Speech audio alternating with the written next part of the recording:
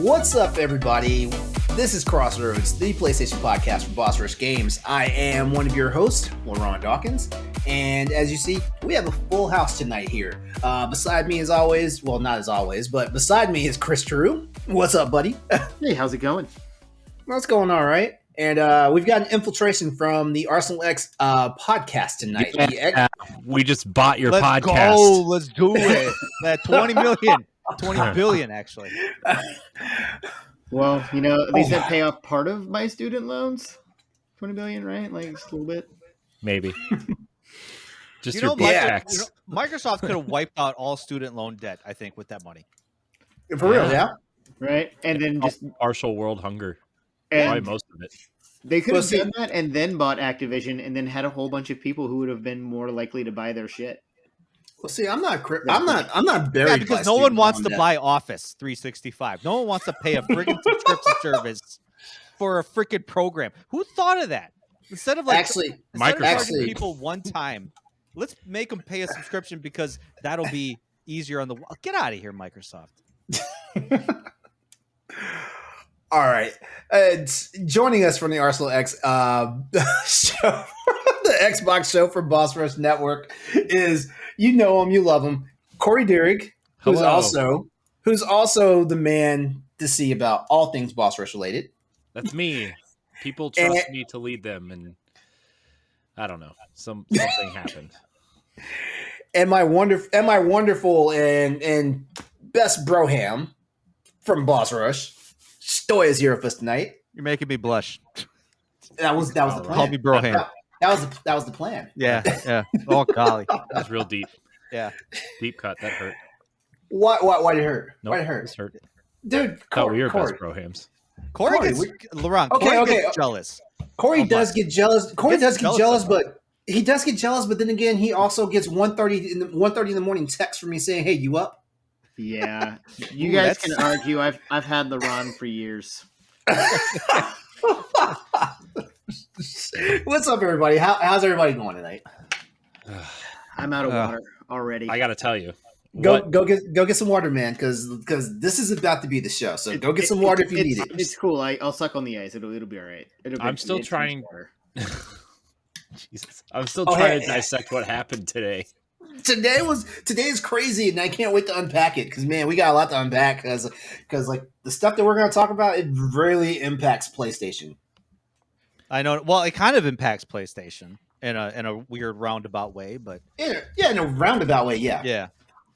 But you know, man, that's the first time in a long time I actually woke up to my phone going off like crazy, like, "Hey guys, guess what happened?" And I'm like, "Whoa." Sorry, Stoy. I texted 10 people today. I was like, "Did you see the news? Check your Twitter feed, guys." People are like, "What happened? The world died?" I was like, "No, Microsoft spent a lot of money on terrible people, hoping to make them good people." Hold on. I don't think they can do that. $70 million does not make, or $70 billion does not make good people. Probably the opposite. I was in class with a bunch of students, and I just went, "Ho!" And they all kind of looked at me, and I was like, "How many of you guys like playing Call of Duty? How many of you guys like playing Call of Duty on PlayStation?" Y'all are gonna be real sad this afternoon. Yeah. Well, Mr. True, I play Call of Duty on PC, so I'm all right. The PC master race is licking their chops. They're like, "None of this affects us. None of this affects us." Man, everything comes to PC eventually. Even God of War. Yep, the PC master races had a hell of a week last week with Monster Hunter and God of War. Yeah. So many games. You know, I just want you to know, LeRon, I had a conversation with Josh yesterday from the EXP cast, and he kind of started it off with, "So LeRon," and I was like, "Oh no!" We had this conversation because he's playing Monster Hunter with you, yeah, and you don't be hunting for no monsters. What's up with that? You know what? Hold on. We'll hold on. You know what? Let's go. Let's go. Because I'm like, how are you going to play a game called Monster Hunter and not go hunting for monsters? What are you doing? Okay. You know what? I'm going to do the housekeeping, and we're going to go immediately into what are we playing, and I will start first for what are we playing. All right, so, all right, because I want to know.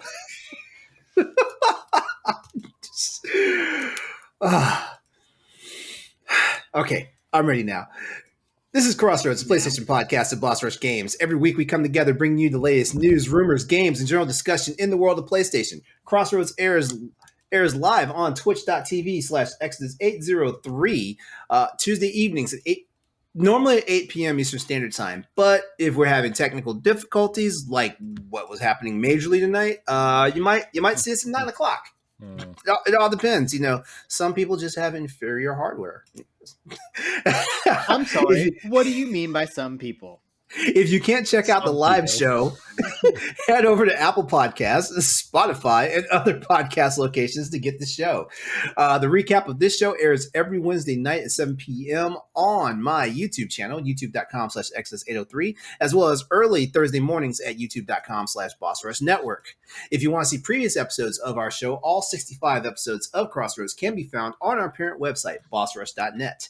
If you like the show, please consider subscribing to the podcast and giving us a follow on Twitch. Remember also to share, rate, and review us wherever you check out the show. And you know what? Now that I've gotten all that out of the way, now we can talk about what have we been playing. And I will go first for this what are we playing segment because Stoy just threw some stuff out there. I did and do this. and apparently his cohorts at the EXP cast are talking trash about me right now. So it was just a question. Right It was now? a question. Why does this dude want to play Monster Hunter and not hunt monsters? Have you met the guy? What else is there to do? Make the cat chefs make food for you all the time, or pet nug things. It's like the people that play Destiny. All they do is go in the tower to make get people to do the same dances as them and record it for an hour. God, that was. Man, I remember those days. Okay. All right. So go on. I want to know. So here's the thing. I've been playing Monster Hunter since the very first game came out on PS2 back in 2004. Wow. One thing that I learned when a brand new Monster Hunter game comes out, you take advantage of the early game stuff because you need to go out there and gather your supplies and do all this and get all the stuff so that when you get down to it, then you can just start going in round after round after round doing nothing but hunts and stuff like that. So that first night That first night that Josh was on, or that Josh and I were playing, was actually the first night I played Monster Hunter Rise on the PC. It was the first night. You made him buy Monster Hunter Rise for the PC. He has logged in over 200 hours on the Switch already. So, I mean, that was his first time too. Yeah. Well, the difference is though he got in and wanted to hunt. He got in hunting monsters, which is actually the gist of what was going on, right? But at the same time, I'm like, hold on, I'm out here in these quests and stuff. I'm eventually going to wind up in a vacuum for supplies and stuff. It sucks playing this game and having to heal yourself, and you don't have supplies to heal. So what I typically do is while we are en route to fight the monster, I go gather supplies and stuff. So I have stuff waiting back in the box for me and stuff like that. So apparently these guys are running straight for the monster and stuff, which is cool. I'm like, I will join you guys in a moment. I just got to go get some stuff. So there's actually shit waiting for me back in my supply box when I get back to base. And then, we're having the most fun ever talking about this, by the way. Really. You carry on. I'm sorry for interrupting. You're bringing us all joy and sunlight. Go. Yeah. So anyway, what it all boils down to is the fact that you will wind up fucking around fighting all these monsters, and then when they start pushing your shit in, you're like, oh, I need heals, and guess what? You have nothing to heal yourself with because you hadn't been gathering materials and stuff out. So is that what you do if Josh was down on the ground, needed to be revived? You're standing over him like, where are your healing items, bro? Healing items? I got some right here. Well, actually, we have this nice little thing called life powder, where if you use it in the same area that your players are at, is basically like casting a heal powder. Yeah, that's what it's called, life powder. Yeah, some people in the 80s call that cocaine. Hey, it could, also known as glow. Hey, it could be that too. Or also, if you have decent enough armor, every time you pop a heal potion or a status buff or whatnot, your buddies are they're around you in the quest get that stuff too. But no, if we all just want to be weeaboos and just running around like smacking monsters in the head with giant ass hammers and slicing them to death with big ass fucking bone swords, then hey, I can do that. Okay. I'm still stuck on Life Powder and the way you described it in like a vaguely 80s American Psycho kind of way.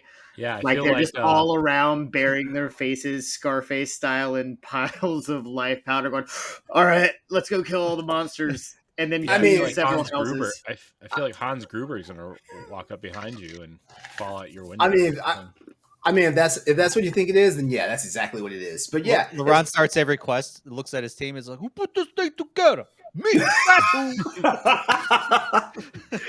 But yeah, I've been playing Monster Hunter Rise on PC, and I'm actually having way more enjoyment from it than I did my first time around with the Switch, because the Switch version came out, in my opinion, incomplete. But now, like, the Switch version is basically full, complete, and everything, and we're just waiting for the Sunbreak expansion. And I've also had a chance to play God of War on the PC, and I had to turn it off because I was all up in my feels, like, real early. Of course, but can we just talk about that opening scene when they lay his wife or whatever on the fire? Oh yeah, that scene gets me every single time. The music at that point too. Oh my god. The first time I played it, yeah, it was a big deal for me the first time I played it and saw that scene. But this time, seeing that, man, and knowing what I went through in the first game, because I never beat the first game. I'm on the final boss for the game. This man runs a PlayStation podcast. He hasn't played Ghost of Tsushima for a whole year. And how long's God of War been out? Don't worry, this is part of the topic for Boss Rush podcast tomorrow. Okay, all right. None of those games are called Monster Hunter, and in no way, shape, or form do they vibe with his ability to listen to Cascade while playing them. I've seen some of the monsters in God Chris, of War, and it's time for me to write new material for you, Chris, because I'm really tired of you bringing up Cascade. I mean, I do listen to Cascade a lot, but damn, sir, every time you step foot in GameStop, it was always the same song. No. I listen to other stuff. Like, it just so happens that somewhere in the shuffle, that same song would always come on. Every time you walked into the store to the exact same, it's like you were fucking with me. Maybe I was. Possible. If the joke isn't broken, why do you need to change it, right? Exactly. It's like when Stoy calls me Fred Durst all the time. Hey, man, now that's all I see. I stopped for a while, and now I'm going to have to bring it back just to spite you. Right? Just so you don't break stuff. Look, I know. I get it. Hey, Chris, it's just one of those days. When you don't want to wake up. Yeah, everything is fine. Just keep rolling. Yeah. Okay. I was in middle school when Limp Bizkit came out, so I was like peak age to be like, yeah, fuck yeah. He says fuck all the time. Let's like that thing. Yeah. And then I was like, oh man, none of those guys are really actually good at anything they play. No, Wes Borland is pretty much the only best thing on that. Everybody else can. That is true. That man can play his guitar. Yes, he can. But I'll tell you what, Fred Durst directed the shit out of Are We Done Yet? Oh, I have yet to see that. I've heard of it. Yeah. All right, so that's the only two games I've been playing this past week. On Mass Effect. Yeah. Like I played Mass Effect all the way through until Monster Hunter Rise's launch on PC, and then it was Monster Hunter and God of War. All right, so who's next? Me. Do it, man. Do it. I finished Guardians of the Galaxy. Oh, congrats! That's an actual achievement for you. It is. I'm already on par with how many games I beat last year. 1. Oh, you see, I was gonna give you more credit now. I was gonna say 2. I only beat 1 game last year, LeRon. Oh wow! Cyberpunk. Well, that was an achievement. That was an achievement by itself. It's fair. It is. But I mean, never let it be said that Crossroads, is not the Cyberpunk 2077 show. I mean, it could be. You don't know. It could be, yeah. The colors fit. We just need to throw some yellow in there and be like, whoa. Right? Cyberpunk. Actually, I was thinking about changing the... oh, God, don't make me change things. Don't worry. Everything looks great. Don't worry, you're fine. You're fine. Although I have to say the After Dark and the expansion pass backgrounds and standard def backgrounds look great. Yeah. So so how was your experience with Guardians of the Galaxy? I loved it. I thought it was great.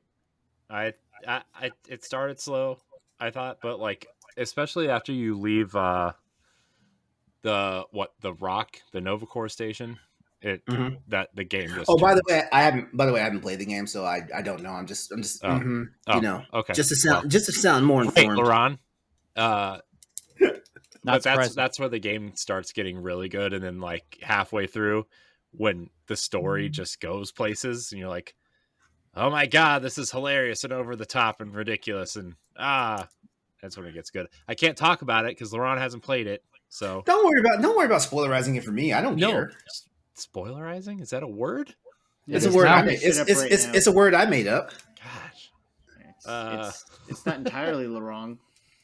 So I played that and I really liked it, and I recommend it to anybody who maybe likes, I would say, Uncharted with like a choice-based kind of conversational system that actually kind of matters a little bit. I didn't know how much it was going to matter until like really the last couple missions. It really mattered a lot. Are you for real right now? Yeah. Okay, I may have to check it out. It was like mini Mass Effect, kind of. Not like directly like Mass Effect, but like it definitely clearly saw which decisions I made earlier in the game, and it affected some of the ending to the point where like I'm pretty sure I skipped 2 entire encounters because of the choices I made at the beginning. So, but yeah, it was cool. Okay. Anything else you're playing? I mean, I play a little bit of Metroid Dread. I'm trying to save it because I'm going on a work trip next week. And it's a 5.5 hour plane ride to San Jose. So I'm going to probably play Metroid on the plane. I feel like LeRon leaned into the camera, and I feel like he was staring deeply into my soul. I mean. Yeah, he looks confused. Yeah. You got that look that looks like, please stare into my soul deeply. Right. Stoy said he looked like Fred Durst, but I'm getting major Mike O'Malley vibes, for those of you who remember. Right, he looks like he's about to send some teenagers up to Aggro Crag. Am I the only one that remembers Guts at all? Am I that much younger than everybody? Mm-hmm. Well, shit. Mm-hmm. That joke's funny with kids in the 90s. Okay. I believe you, and I was a child of the 90s, so I don't. You don't remember Guts? Like I don't think I watched Guts. Yeah, like nobody watched Guts. Guts was Guts was like for the poor kids who didn't have Disney Channel. Oh, nobody didn't have Disney Channel. I didn't have Disney Channel. Yeah, what the hell? I don't think I knew anybody with Disney Channel. Oh. I had a Disney Channel for a hot second. Whenever Acoustic Rotor is lying in the chat.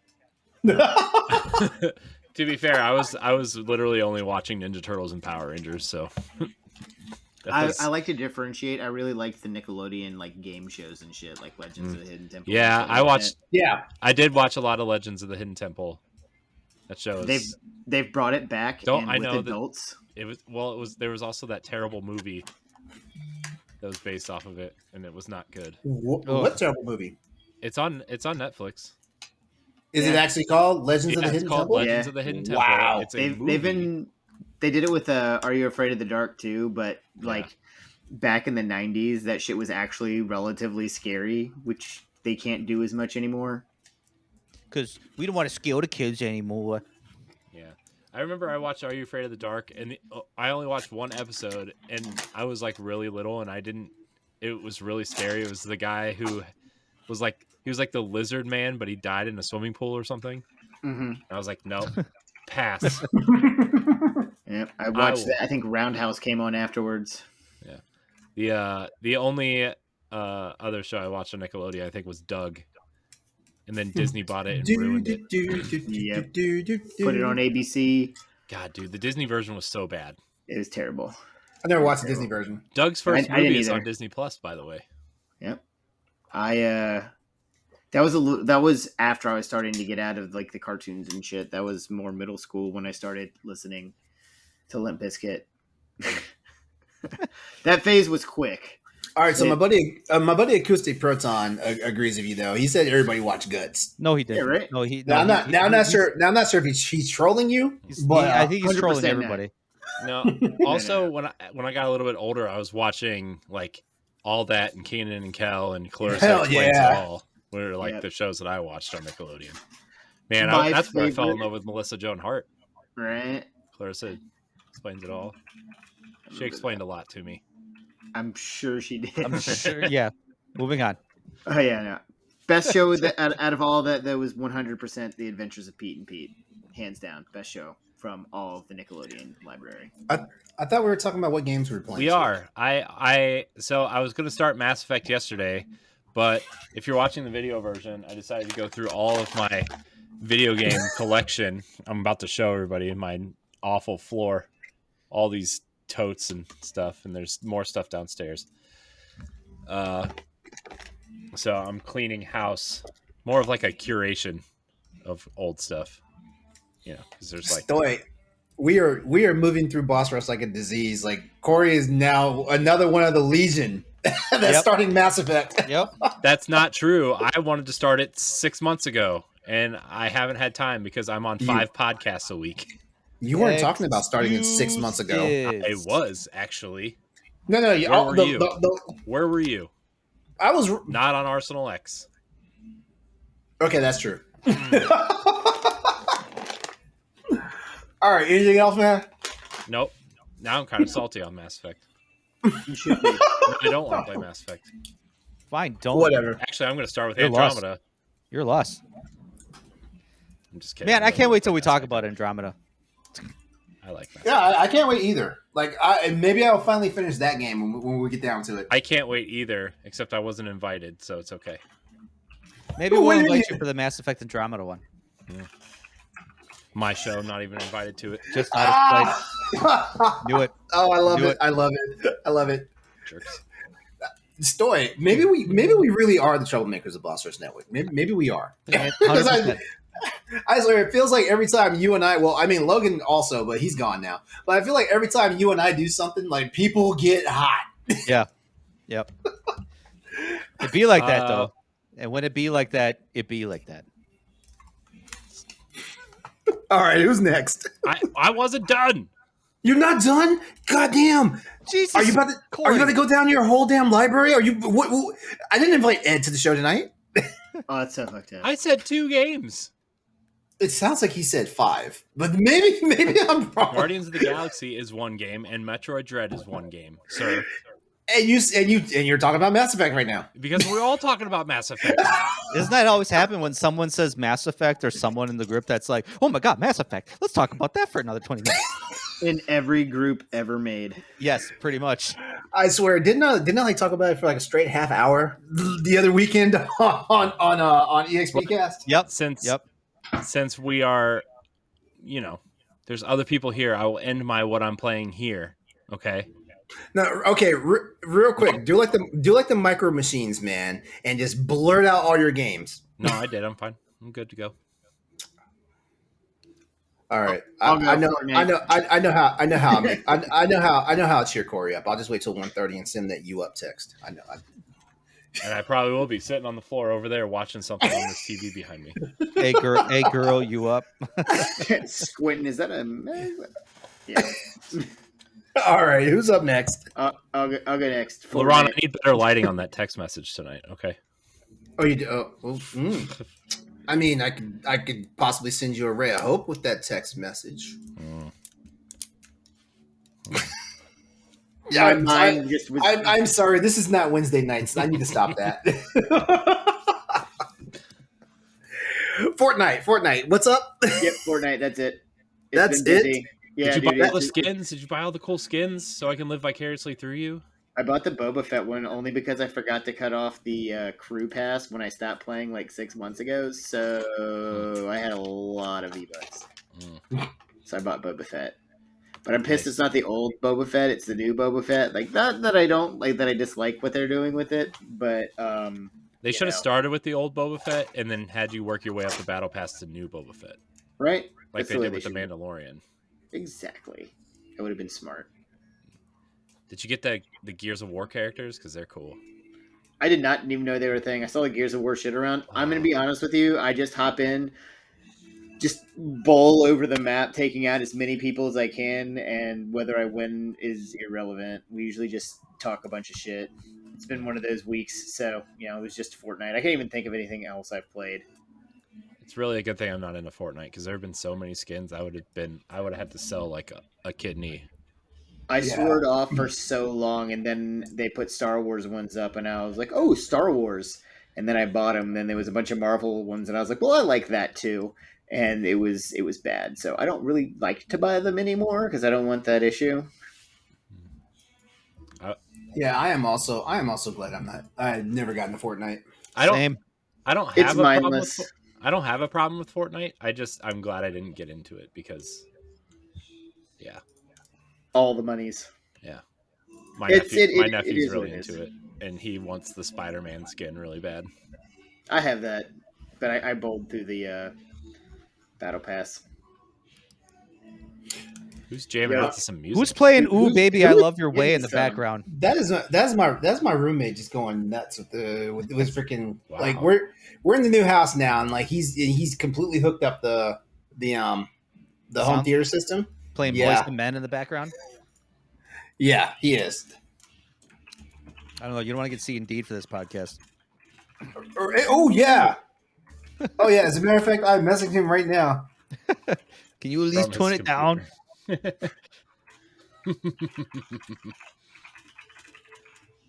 Anyways, I just sent a message like, my people can hear your music on stream. Please don't get me a copyright strike. My people. We are his people, Corey. Yeah. Well, it's better than some people, which is what I am. Oh. Oh God, I'm gonna have to listen. I'm gonna have to listen to the. It's not bad. Like you just hear like snips of it. Like I don't know what it was. That's okay. All right. I think the only person left now is Stoy. Yeah, I had this a thing. I was telling the story beforehand that I watched a 2.5-hour documentary on YouTube about the history of Metal Gear. It just popped through my feed, and I was like, "This looks interesting. I'm gonna have to watch this." Like, whatever, like Saturday morning. So woke up Saturday morning, popped that in for like 2.5 hours, whatever, and it was really good. Like, it's a really good. It was a really good. I don't know the channel offhand, but maybe I'll find it later. But so I was like, I really want to play really want to play Metal Gear. So I'm like, I want to play the first Nintendo game because I always have fond memories of it. So I fired that up. I have a retro system, so I fired that up, and I'm like, man, this game did not age very well because your concept of what stealth should be is not what it was back then. Oh hell yeah! Did you try playing the version in Metal Gear Solid 3? There's a version of that game that they kind of redid. Yeah, I think it's actually part of the game. Like, I think it's actually part of the gameplay. Oh, really? Oh, okay. I can't remember. It was the original Famicom version of it, though, right?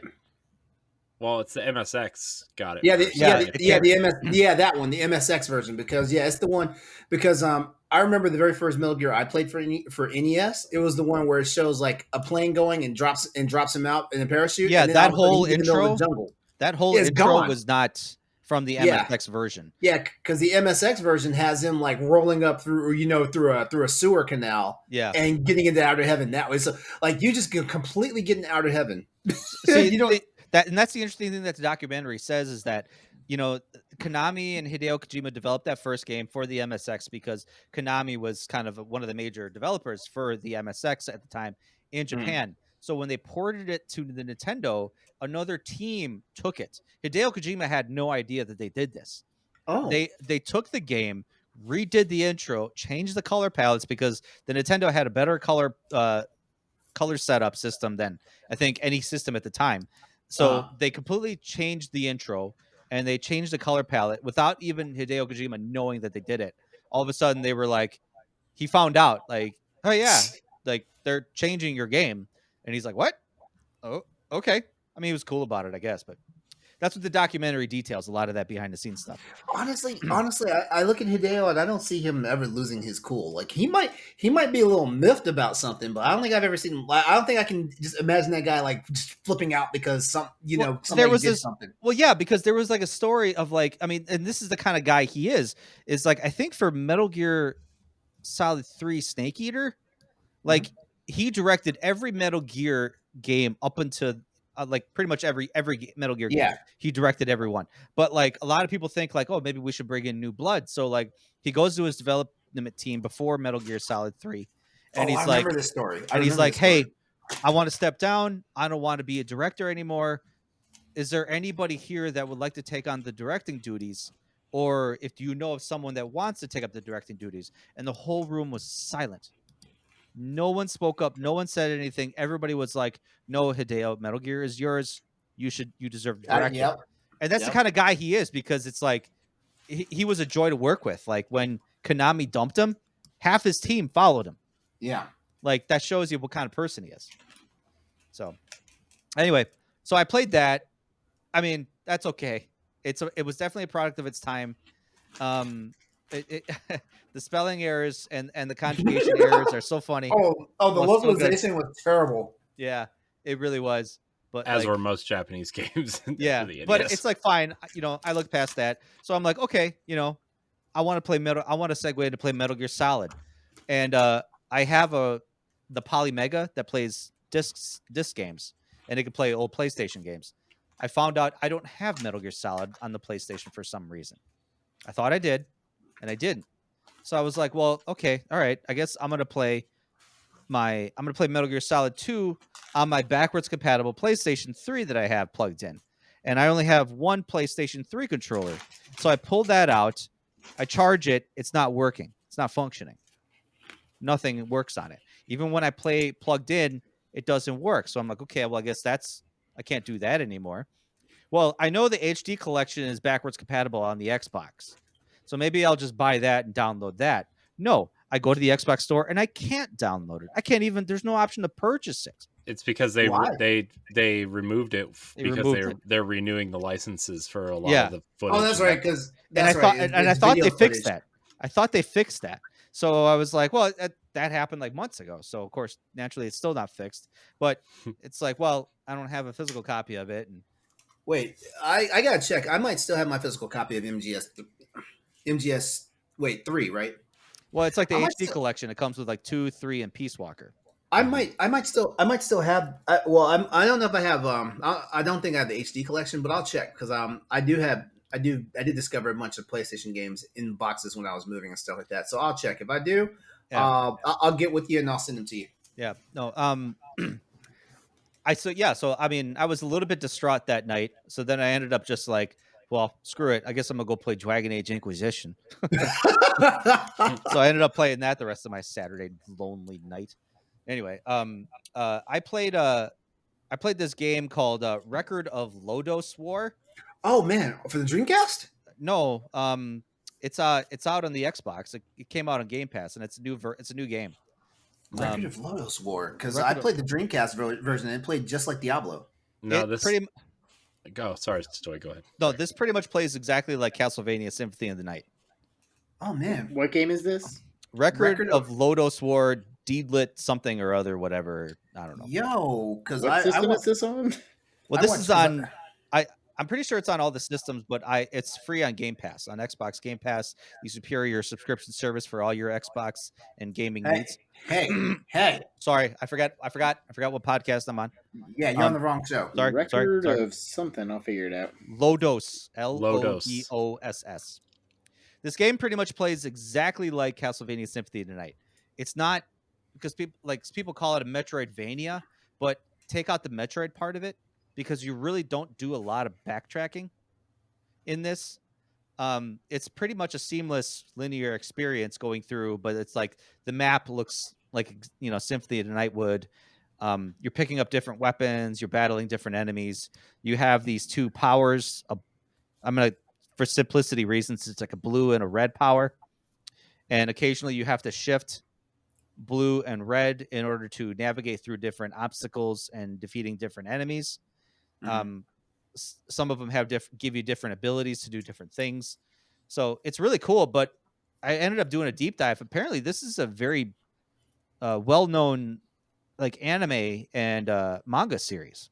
Yeah, as a matter of fact, I watched. Yeah, I watched the original video animation of Record of Lodoss War when I was in the Navy. That's how old it is. Yeah, it's like it stems back way from the 90s, and like you said, it was out on the Dreamcast. So it's yeah, I didn't realize that because when you start playing this game, they start swinging around these like character names and these mythologies and whatever, and it's like, man, I don't know what's going on. They're not doing a good job of explaining things to me, but I guess that's the reason why. So is it important to know the back history? I don't think so. I'm a couple hours in and I'm having a blast with it. So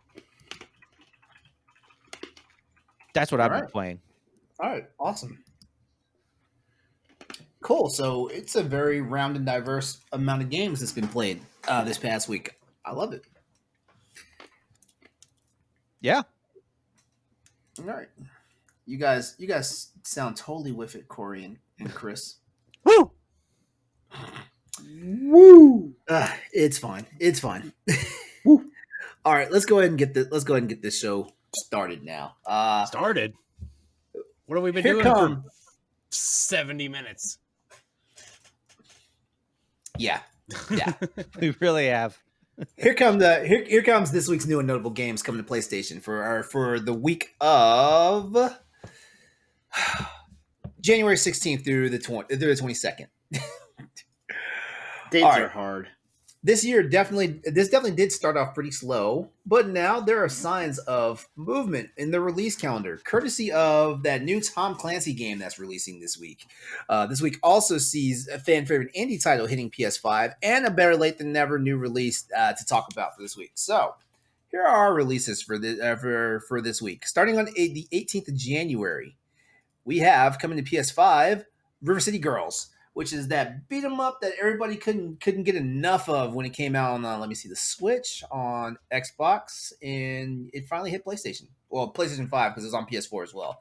But River City Girls is out as of today, the 18th, along with Tanks vs. Tanks PvP for PS4, Queen Army for PS5 and PS4, and a game called 20th of January, which I don't know anything about it. So yeah, there's that. And then on the 20th, which is this Thursday for people who don't keep a calendar on their desk, the 20th of January sees the Hitman trilogy hitting PS5 and PS4, as well as RP Golf Legends. It's spelled RPG and then OLF, RP Golf Legends on PS5, PS4, and we also have Windjammers 2 for PS4. But the big game for this week is Rainbow Six Extraction on the 20th of January as well. And in case you've been living under a rock, basically Team Rainbow now faces its greatest terror ever, which is a lethal mutating alien invasion. Rainbow Six Extraction is a tactical 1 to 3 player co-op PvE FPS where you'll unite the elite operators from Rainbow Six against a deadly alien threat known as the Archaons. Tom Clancy's rolling over in his grave, man. Hey, what? You don't think Tom Clancy ever thought about aliens coming to his franchise? No, I mean, I talked about this before on another unnamed podcast that I was on. And you don't have to unname it for us. When Tom Clancy was part of Red Storm Entertainment, that was his studio that he developed. And he made like Rainbow Six, Ghost Recon, and Splinter Cell. That was his thing. He was very controlling. Like he was like, unless it exists in real life, we could put it in the game. Like he was really adamant about it. Like there was so many development problems with Splinter Cell because the developers had this idea of his iconic like 3, his goggles, to have it be 3 lights, and he's like, nope.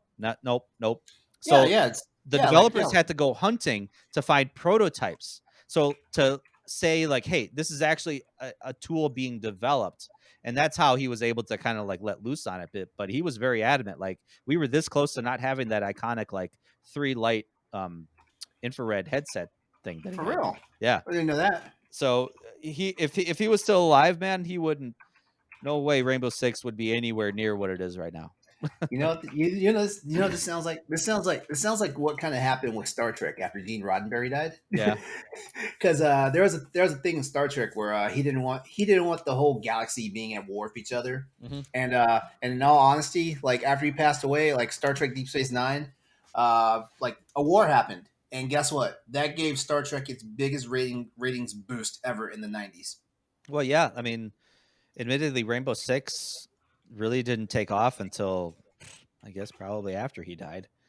So, I think his son runs the studio or runs the franchise, because like every game that comes out has his name in front of it. So like technically, the way you should be alphabetizing your catalog, you should be putting Rainbow Six and Ghost Recon under Tom Clancy first.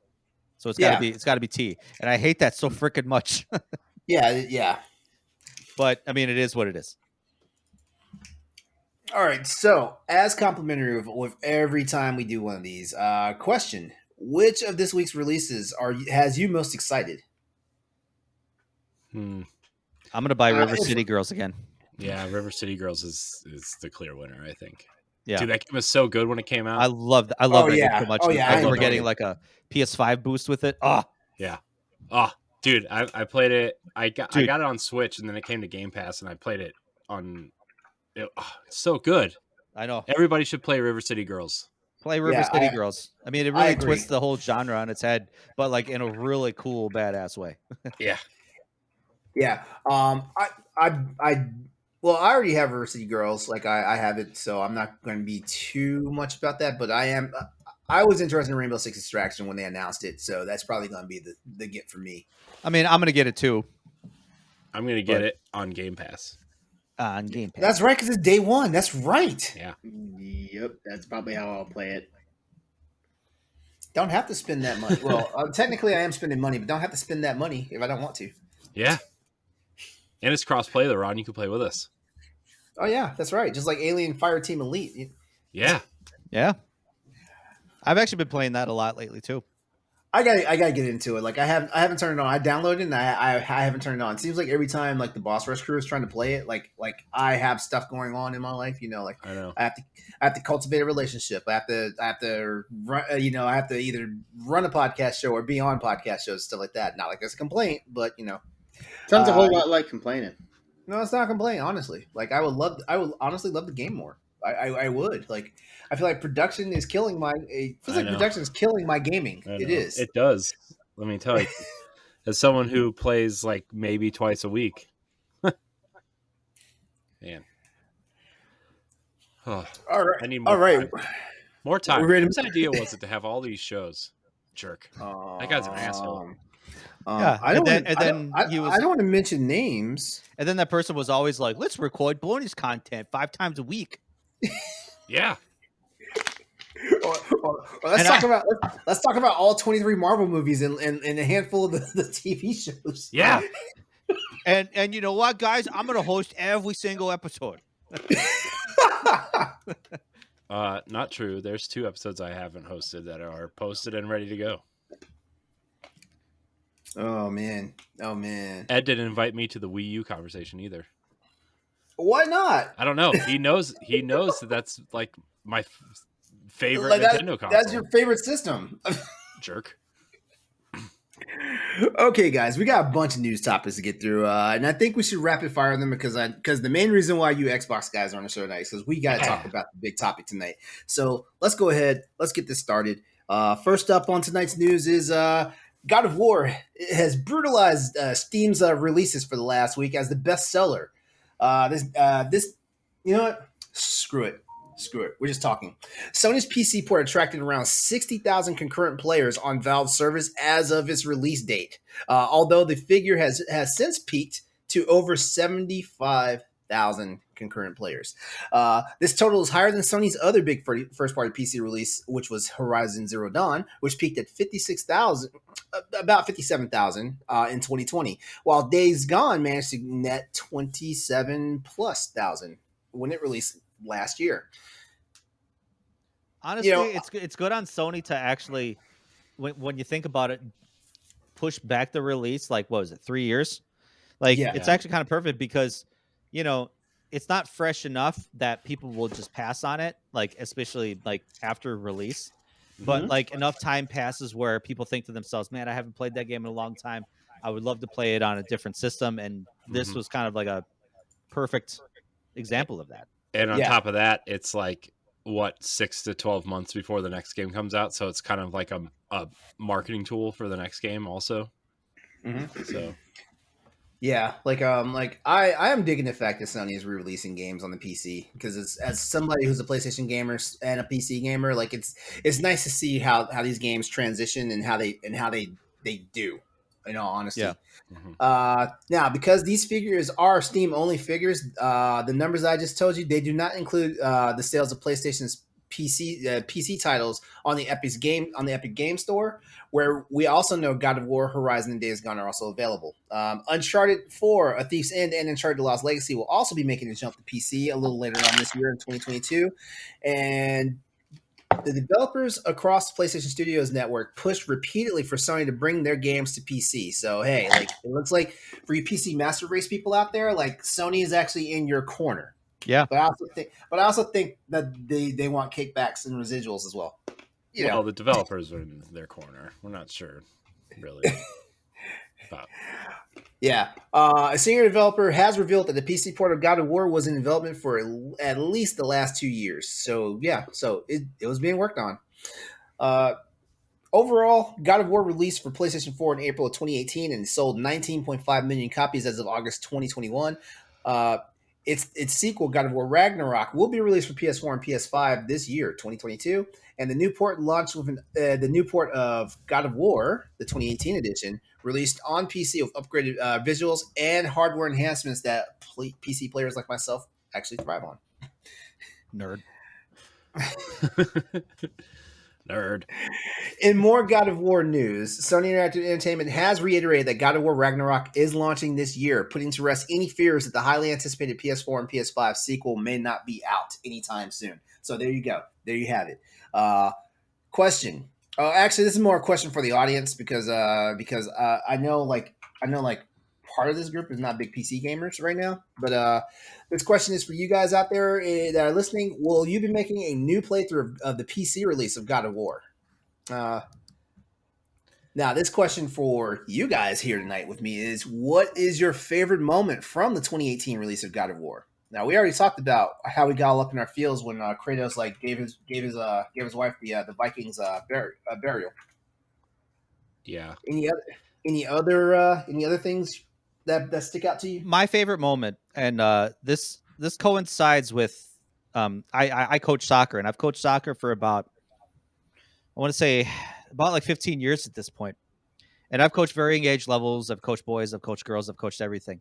And one of the always constant struggles that I always have is like when I show my disappointment to, like the kids don't do their job. They don't do what I instruct them to do or what I teach them to do and stuff like that.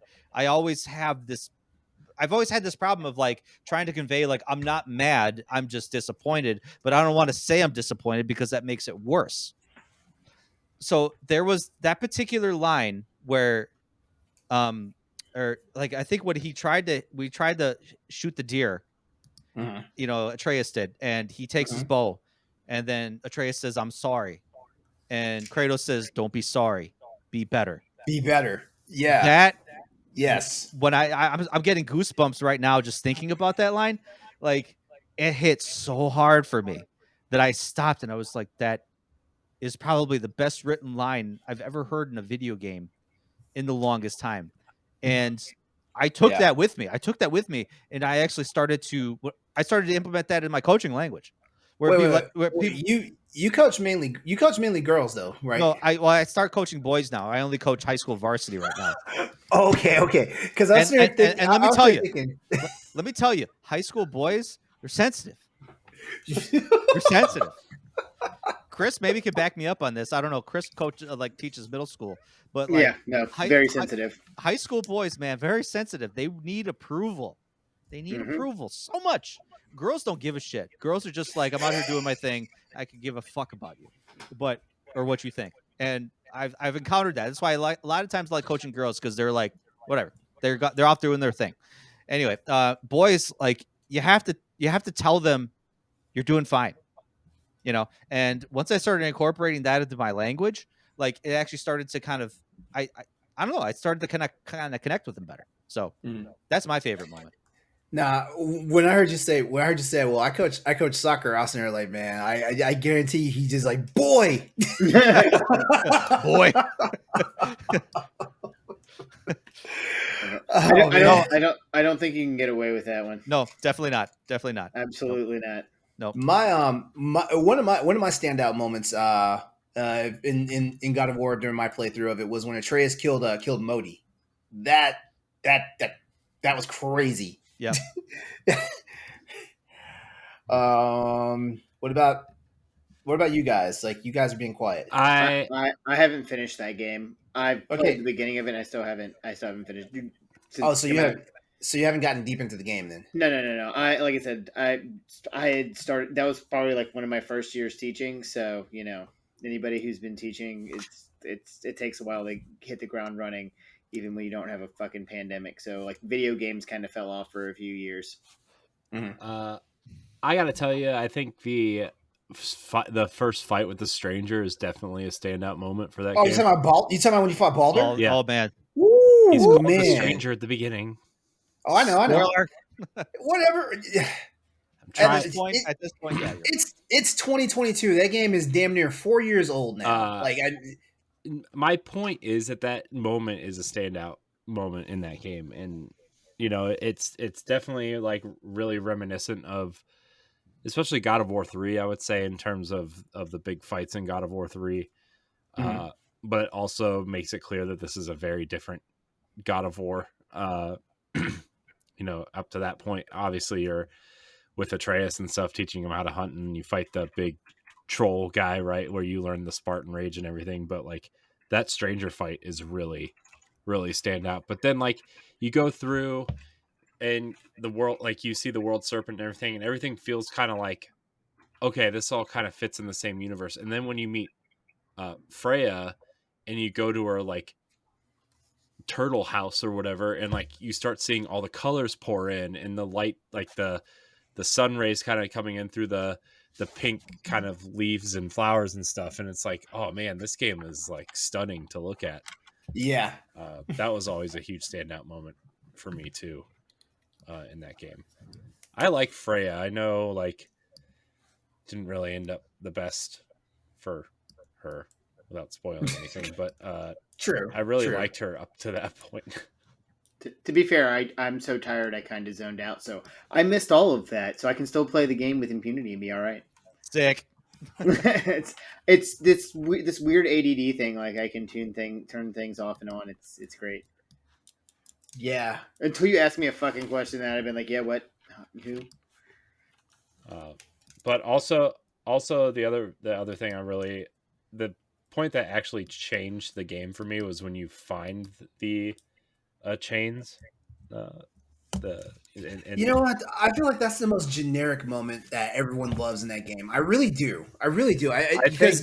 Because I guarantee you, when the developers put that moment in the game, they're like, man, everybody's going to flip balls on this one, you know, which is true. Is true because even I got amped up during that moment. But then again, I'm like, man, it's like a gimme that is like one of the most like memorable moments of the game. Well, they could have done it. So the reason why I like that moment in the game, I think a lot of people who are fans of the old games really like that moment. I think a lot, from just what I've heard and see on the internet, people who either didn't really care for the old games or started with this one like the axe more. People who love the old games love the chains more, and that's a lie. I love the axe. I played all the God of War games. See, I hate the axe. As soon as I got the chains, I never took them off. Yeah, it felt like a totally different game. The speed of the game was different. Okay. I never took them off either when I got them, but I love the axe. I love the axe too. The speed of the game was different. The pacing felt different. It felt like the old games, which is what I wanted. Like I'm not as high on God of War as a lot of other people are. Honestly, that whole boat ride going back to your house to pick up the chains from underneath your house is pretty damn epic. Yeah. Like there are so many good moments in that game. that it just blows me away. Like thinking back, like I remember that boat ride. It's like I know what he's going to get. I know it. I knew it. And then you see him pull him out, and it's like, oh yes, yeah, and which I'm glad they did it like in the middle of the game and not at the end of the game, like in the Tomb Raider reboot, the 2016, 13, 14 version of Tomb Raider, where at the end you finally get the double pistols from the first game. And like they made it this really epic moment, and it was awesome for like 10 minutes because that's all you had them for was for like 10 minutes. And then they never came back for the other two games, which was whatever. But that moment felt so similar to that. And spoilers, Cory Barlog was the creative director on that game as well. So I guess he has a thing for epic moments and callbacks for old weapons and reboots. But that was definitely a moment. The I think there are a lot of these like really good father-son moments that I know a lot of people have had just playing the game and watching the game. And even like Cory Barlog has said it himself. Like I think writing for the game and being the creative director for that game almost changed his life because I think he became a new father. And it's got a lot of really good moments. I don't understand it because I don't have kids of my own, but I could totally see how that is. Like it's amazing.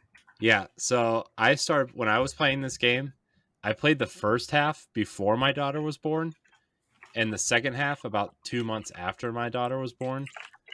And it like part of me wants to go back and replay it now.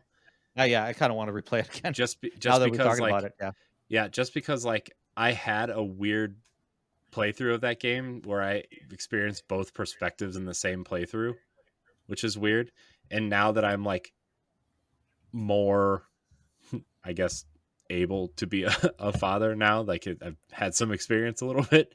Like I wonder how it's changed that way too. Right. Yeah. All right. Let's go ahead and wrap this topic up. No. Well, you have more you want to say? No, keep going. Okay. Final question then. Are you excited for the upcoming God of War sequel? I'm 100% excited. I was going to say real fast that yes, that's part of the reason I went back and played the game is because in 2018 I didn't have a kid, but I want to experience as being a father, and I know that's a big part of it. That's my piece. Sorry, guys. It's you know what? Okay. You know what? Actually, I feel like we should revisit this in a later show because I am not a parent, but it seems like you parents out there have like a particularly different way of how you look at this game and stuff like that. And I feel like this could be a very interesting talk topic in the future. Actually, it's how we look at everything, though. Yeah. Like being a parent changes fucking how I look at everything. My kid, he's gotten really into Ghostbusters, and as a kid, I would I would put on the stuff, and I'd like fucking do. I would participate in the movies, and watching my kid do that, like I was like full on ugly cry watching my kid pretend to bust the ghost at the end of Afterlife. Kids give you a different perspective. Yeah, it's. I mean, God, I want a small version of myself now. Do you want the small version of myself? No, I know the hell I do not. Shane just posted in the chat, Dad of War podcast. Dad of War podcast. Do it, guys. Do it. I fully support you.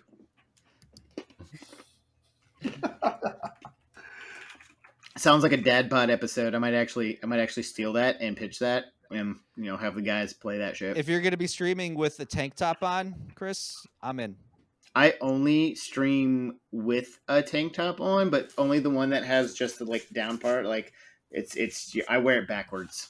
Hell yeah! I had to skip that tonight because I'm hurted. You're hurted. Yeah. How'd you do? Messed up my rotator cuff. Like dear.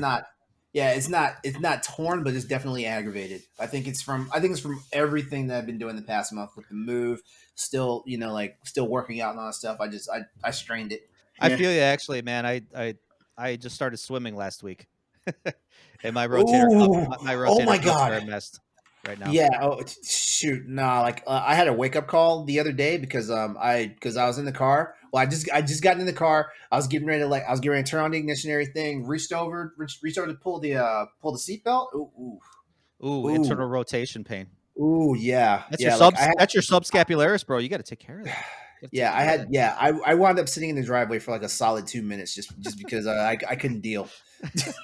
Can you imagine like walking by LeRon's car and him just in the driver's seat like pretty much ugly crying?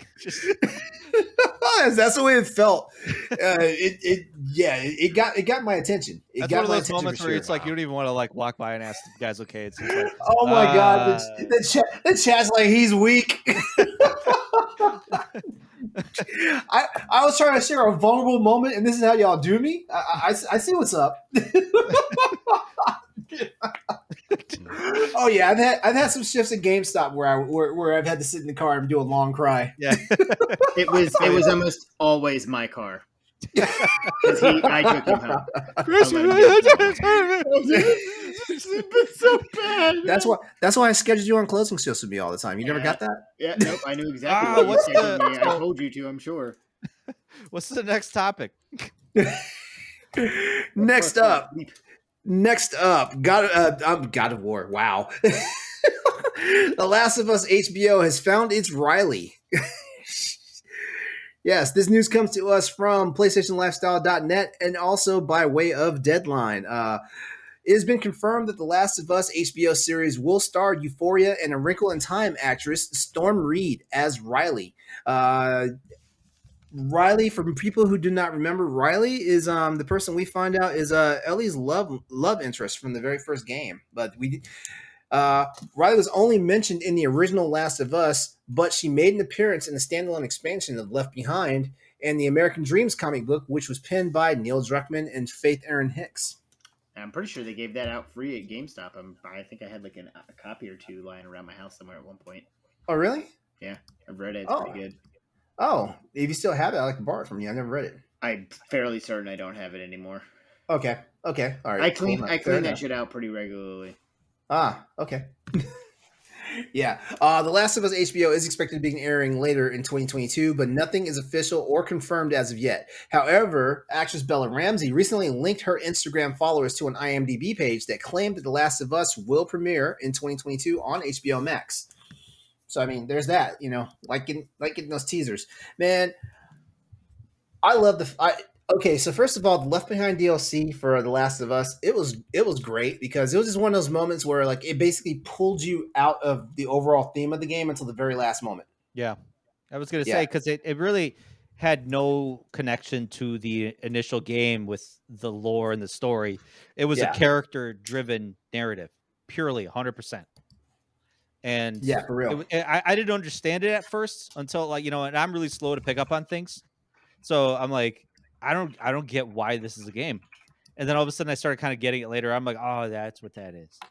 So yeah. It took me a bit, but I love the experience through and through.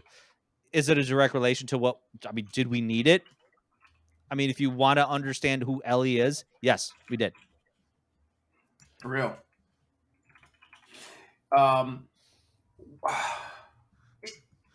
That's another one of those games, honestly, that kind of pulls emotion from. Well, it pulled emotion from me, because I mean, by the time that DLC came out, like the major question was like, what happened? How did Ellie get to the point where she was bitten but not infected? Where she basically had the antibodies for the immunity to the cordyceps virus and stuff like that. So when it came out, it was definitely one of those ones that it was definitely one of those situations where like everybody, we kind of had a dream come true like moment with that DLC. Yeah. All right. So here's a question for you guys. Since we have a casting for Riley, could we possibly seeing a reenactment of the DLC played out on the screen from Left Behind, or do you think more than likely what would happen is just to save them some time, because I think the episode what has 8 to 10 episode seasons. I want to say it's 10 episodes, but I'm not 100% sure. Do you think they'll just have like quick flashbacks, or do you think we might actually see like the whole scenario? Then again, I don't know, man. I think I wouldn't. I think flashbacks.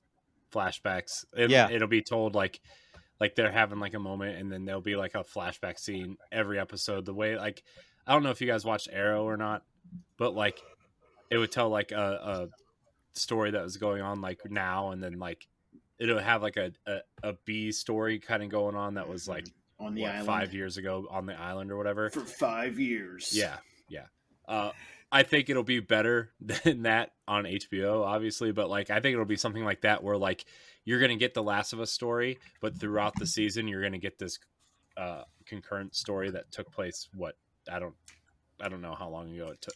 Oh yeah, just like what Arrow did. Yeah, and then like at the end you'll find out what happened. Like the last episode will tell the end of both stories, I guess, right? Like I think the penultimate episode will show what happened to Ellie to get her to that point. Yeah, and then the final episode, of the season will wrap up the season. I get where you're going. Yeah, I get it. I'm gonna have to play that game. There's another one of those ones that came out in the dark times of video games for me. Yeah, I didn't play The Last of Us. So. Story and I are laughing for an obvious reason. Yeah, I know. Are you looking at the chat too? Yes, yeah.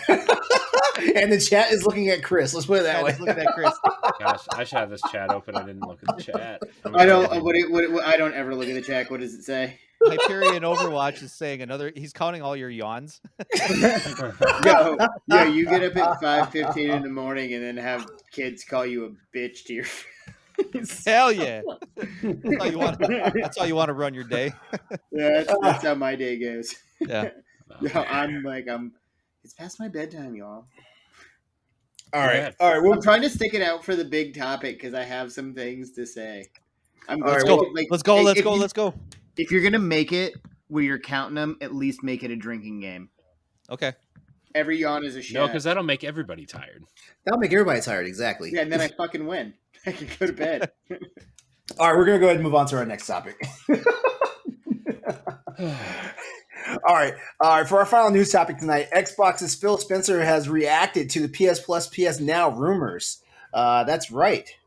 This comes to us from Liam Croft via pushsquare.com and Jake Scrubbles at IGN.com. The boss of Xbox, Phil Spencer, has responded to the rumors of Sony's plans to combine PlayStation Plus and PlayStation Now into a single service. Whether it's a proper competitor or not to Microsoft's celebrated Game Pass membership still remains to be seen, but Spencer believes this sort of subscription service is the right answer, quote, for delivering games to consumers. In a recent interview of IGN, Spencer speaks why he thinks a future with Game Pass-like services It's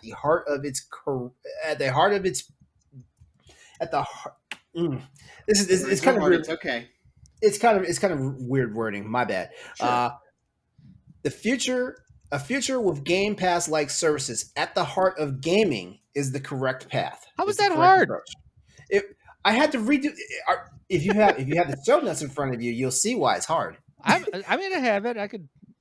Where was it? I can get Bodie up and he can come in here and do it for you. It's done. Yeah, your 3-year-old son can read better than this, huh? I didn't say he could read, but I could tell him what it says and he could do it. Yeah, right. I don't know. That motherfucker may be able to read. Who knows? He always surprises me with shit. Stoy, do you have it in front of you? I'm trying to look through the. Okay. Okay. All right. Spencer explains why he thinks the future with Game Pass-like services at the heart of its correct approach. I changed it to its. Sorry. That was what was messing me up. Okay. Sorry. Spencer speaks of allowing members to play the games they want to play whenever they like and allowing them to curate their own library of titles.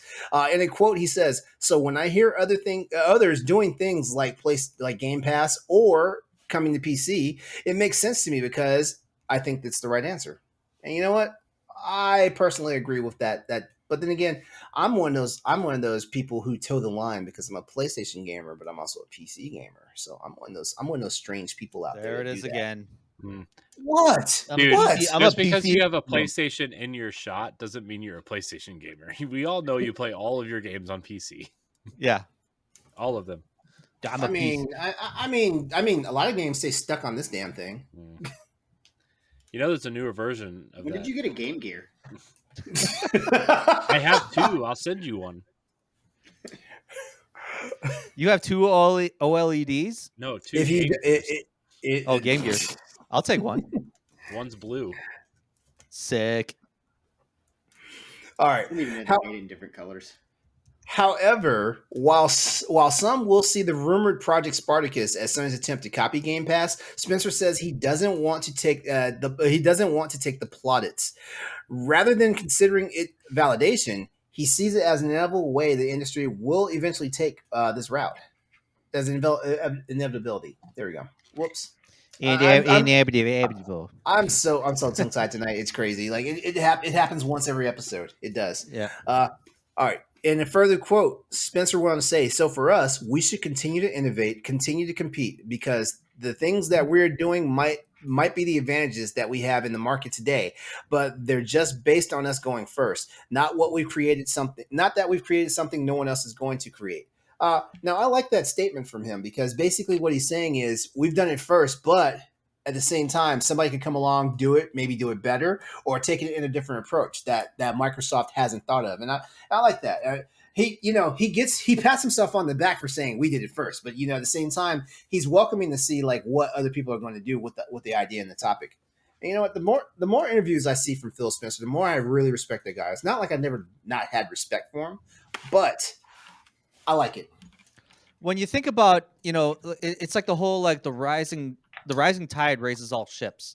So if everybody in the pool, we're talking pool of like the video game universe, so to speak, if everybody succeeds, the consumers succeed.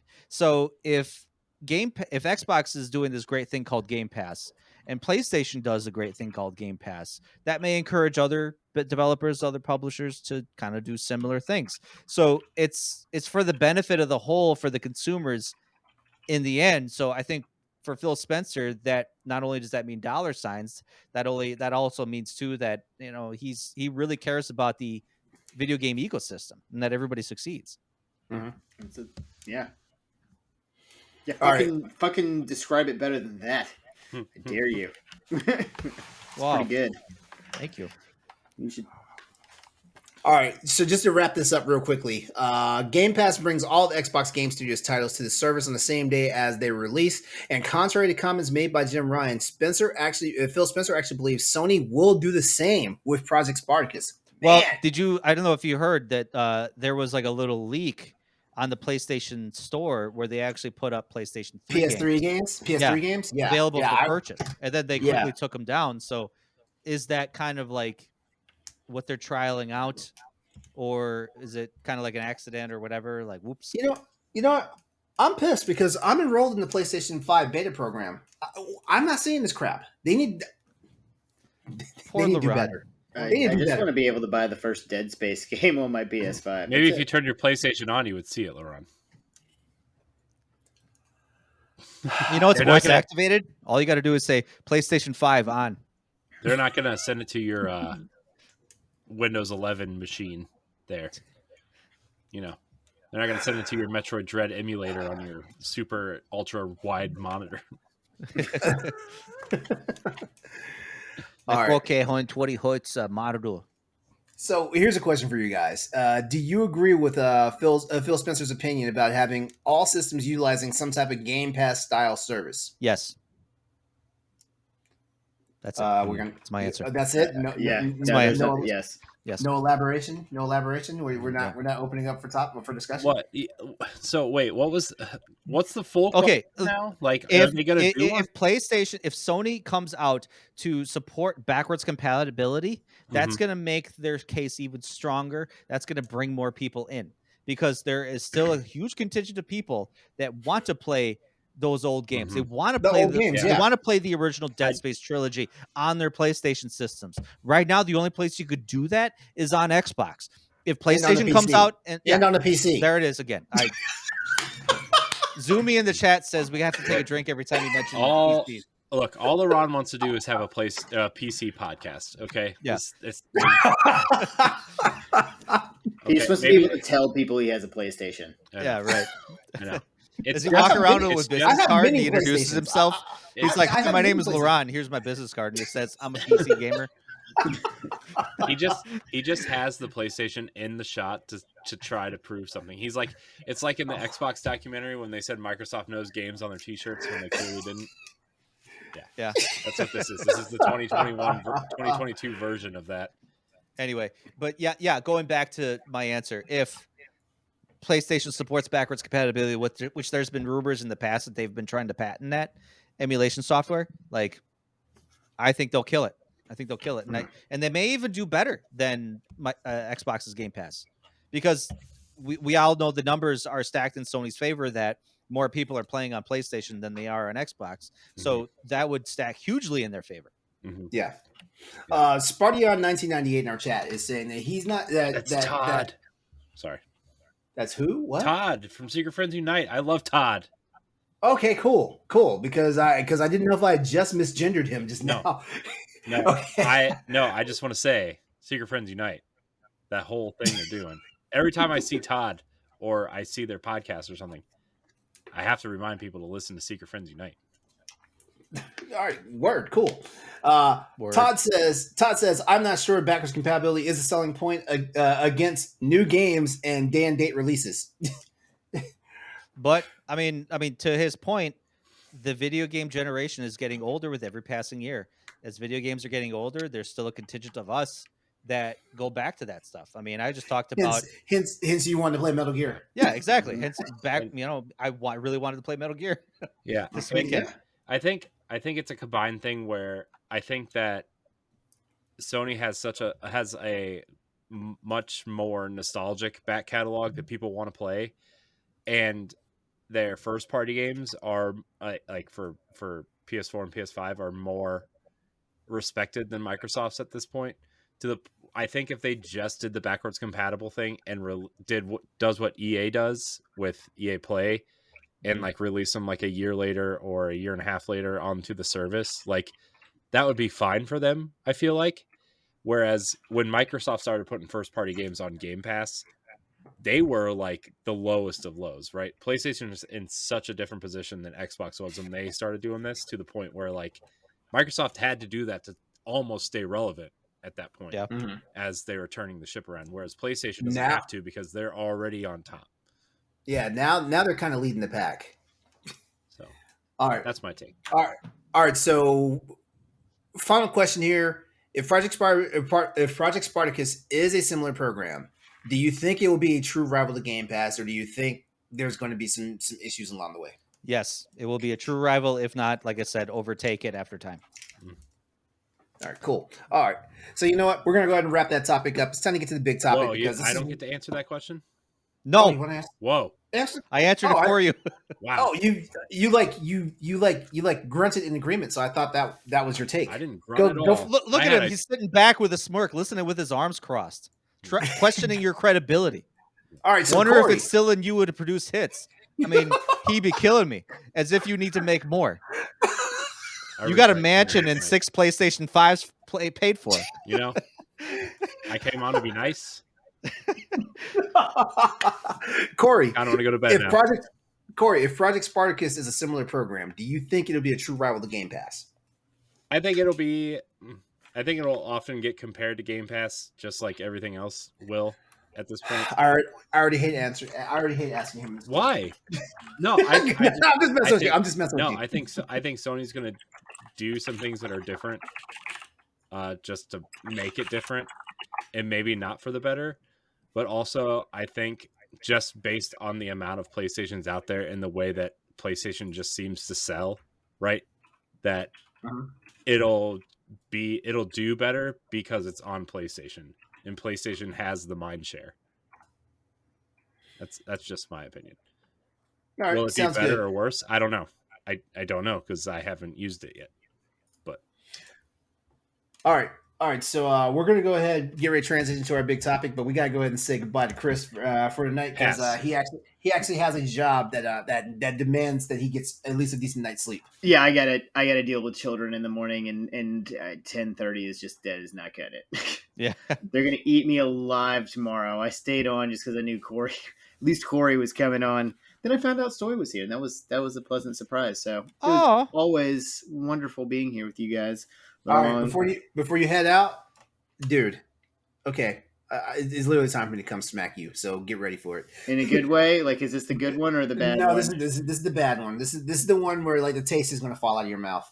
Oh man, he's going to smack you right in the taint. Ooh. Oh yes, what's going to happen? Get some of that. You know, that little sweet spot right underneath your. No. You know. No, Zumi just told on you. I know what it is. You want to get enough sleep so you're ready for Dad Pod tomorrow. That's what's up. Dad Pod isn't even tomorrow. That's next week, Justin. I think. Ooh, name drop. I think we did it. I think we did it last week. Wait, was it this week or last week? Now I'm not sure. God damn both of you. All right, tell everybody where they can find you at, so we can so the bros here can get on with the big topic. All right, you can find me at Real Chris True on Twitter. You can find me every other Wednesday, not this Wednesday, but next Wednesday on Dad Pod the show. We're over on Twitch if you want to. You don't even have to be a dad. You can be a mom, anybody. Drop us a line over at Dad Pod. If you have a child, you're allowed to come into the party. You don't even have to have a kid. You have to have the kid. Oh, I haven't gotten my invite yet. I haven't gotten my invite yet. Stoy, have you got it? I talk too much shit, so. So I don't know if I'd be invited or not, or maybe I'd be a good dynamic on the show. I don't know. Well, LeRon's background hasn't shown back up yet, so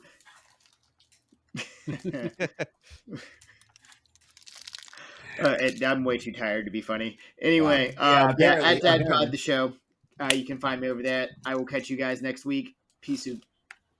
All right, have a good night, man. Peace out. The show starts now, guys. All right, everybody. Are we ready for this? I missed. I already talked 45 minutes earlier today about it. You know, hold on. So let's do some real quick shout outs on the stream. Real quick here. Shout outs to Zumi2009. We love you, man. Shout outs to Spartion 1998 as well as Hyperion Overwatch, and also a big shout out to Acoustic Proton. Thanks for hanging in there with us. We're about to get into the big topic for. Oh, also shout out to Chubb Life Nick. My bad, you just popped up in the chat. Sorry about that. I miss Nick. I want Nick to come one more shout out to the EXP. Thank you. I'm in here too, just hanging out. It's an EXP podcast. Don't worry, I'm here too. I haven't seen a comment. I haven't seen you interact here, bro. Yeah. I'm interacting here and live. Okay. I'm just kidding. I'm leaving now. All right, fellas. This is what we came here for tonight. It's time for our big topic. All right. So, in case you guys have been living under a rock, Microsoft is buying Activision Blizzard for is it $70 billion? I thought it was a little bit more. It's 68.7. 68. Okay, so an estimated $70 billion. But just so everybody knows, they might be also facing some hurdles with pulling all of that off. So just follow along with me here because here we go. EXP Cast Gaming, talking about hating. All right. Oh, did I type that out? Oh, geez. Yeah, you did. Supposed to be just thinking about that and whatever. All right. In a shocking and somewhat controversial announcement via Xbox Wire, Microsoft today announced that they will be buying the mega publisher Activision Blizzard for roughly $70 billion. $70 billion. In a post written by the CEO of Xbox Gaming himself, Phil Spencer, he stated that they are incredibly excited to have the chance to work with the amazing, talented, dedicated people across Activision Publishing, Blizzard Entertainment, Infinity Ward, Raven Software, Sledgehammer Games, Toys for Bob, Treyarch, and every other team associated with Activision Blizzard. This means that Microsoft will now own franchises like Diablo, Crash Bandicoot, Spyro the Dragon, Overwatch, StarCraft, Warcraft, Candy Crush, Pitfall, and of course Call of Duty, all of which will be added to the Xbox Game Pass upon acquisition. By the way, I borrowed all these words tonight from our very own Corey Dirrig's article on BossRush.net. So thank you very much, Corey, for helping me make the show. Nice. That's what I do. I write things sometimes. As was the case with Bethesda, it's not clear yet whether all of Activision Blizzard's games and franchises, which also include all those games that I spoke of a moment ago, will go exclusive although it's likely they'll follow a similar path to Bethesda's titles. Microsoft mentions that it will be bringing both new and old franchises to the Xbox Game Pass service. Is there any idea when that starts happening? We don't know until after the acquisition is finished, because that's what happened with Bethesda. They made it a big deal that day. Like, the day the acquisition happened, they put 33 Bethesda games on there. So probably somewhere between, I would say, probably the second half of this year till June 2023, right? Was what the original kind of post said. Like, there'll probably be some trickle in here and there, like probably like Crash and Spyro I could see being early editions, but you're not going to get the Call of Duty campaigns or anything until I would say this year's Call of Duty dropping on Game Pass is probably not likely. Yeah. Especially because it's impossible. Modern Warfare attached to it. Although that could also make them try to get this done faster. Yeah. Too. All right, so it's been a while since I did this, but we've got a few key points here to take away from this discussion tonight. First key point is that Microsoft's acquisition of Activision Blizzard could be on a collision course with lawmakers in Washington, D.C. All right. Gene Munster, who's the founder of the tech investment firm Loop, appeared on CNBC's Squawk Box today to discuss the breaking industry announcement and suggested that there may be a legal battle to follow before this deal is done. Host of Squawk Box. that's my cartoons. Host of Squawk Box, Joe Kernan pointed out that despite Microsoft announcing that it was going to buy every Activision Blizzard share for $95 a piece, the share price was still staying somewhere around $89, and asked Munster why nobody was buying despite what appeared to be a guaranteed $6 per share. Munster replied by suggesting that there was a conflict on the table because Washington lawmakers had previously stated that they want to have greater control over corporate monopolies, and this deal appears to go against that. So to that point, just because I know this is going to be part of the conversation, even if they acquire Activision, if this deal goes through, which in all likelihood it probably will, this still only puts Microsoft in third place in terms of market cap, behind Sony and Tencent, and only about $100 million above Take-Two. So they're still hovering in that third place position. So you think they might be actually pretty safe? Is that what you're saying? Nobody's ever told anybody you're not allowed to be third place, right? I mean, that's yeah. I mean, if they went out to buy Nintendo, for example, that would be an entirely different story. Yeah. Last time someone tried to do that, Microsoft, they got laughed out of the room. Yeah, exactly.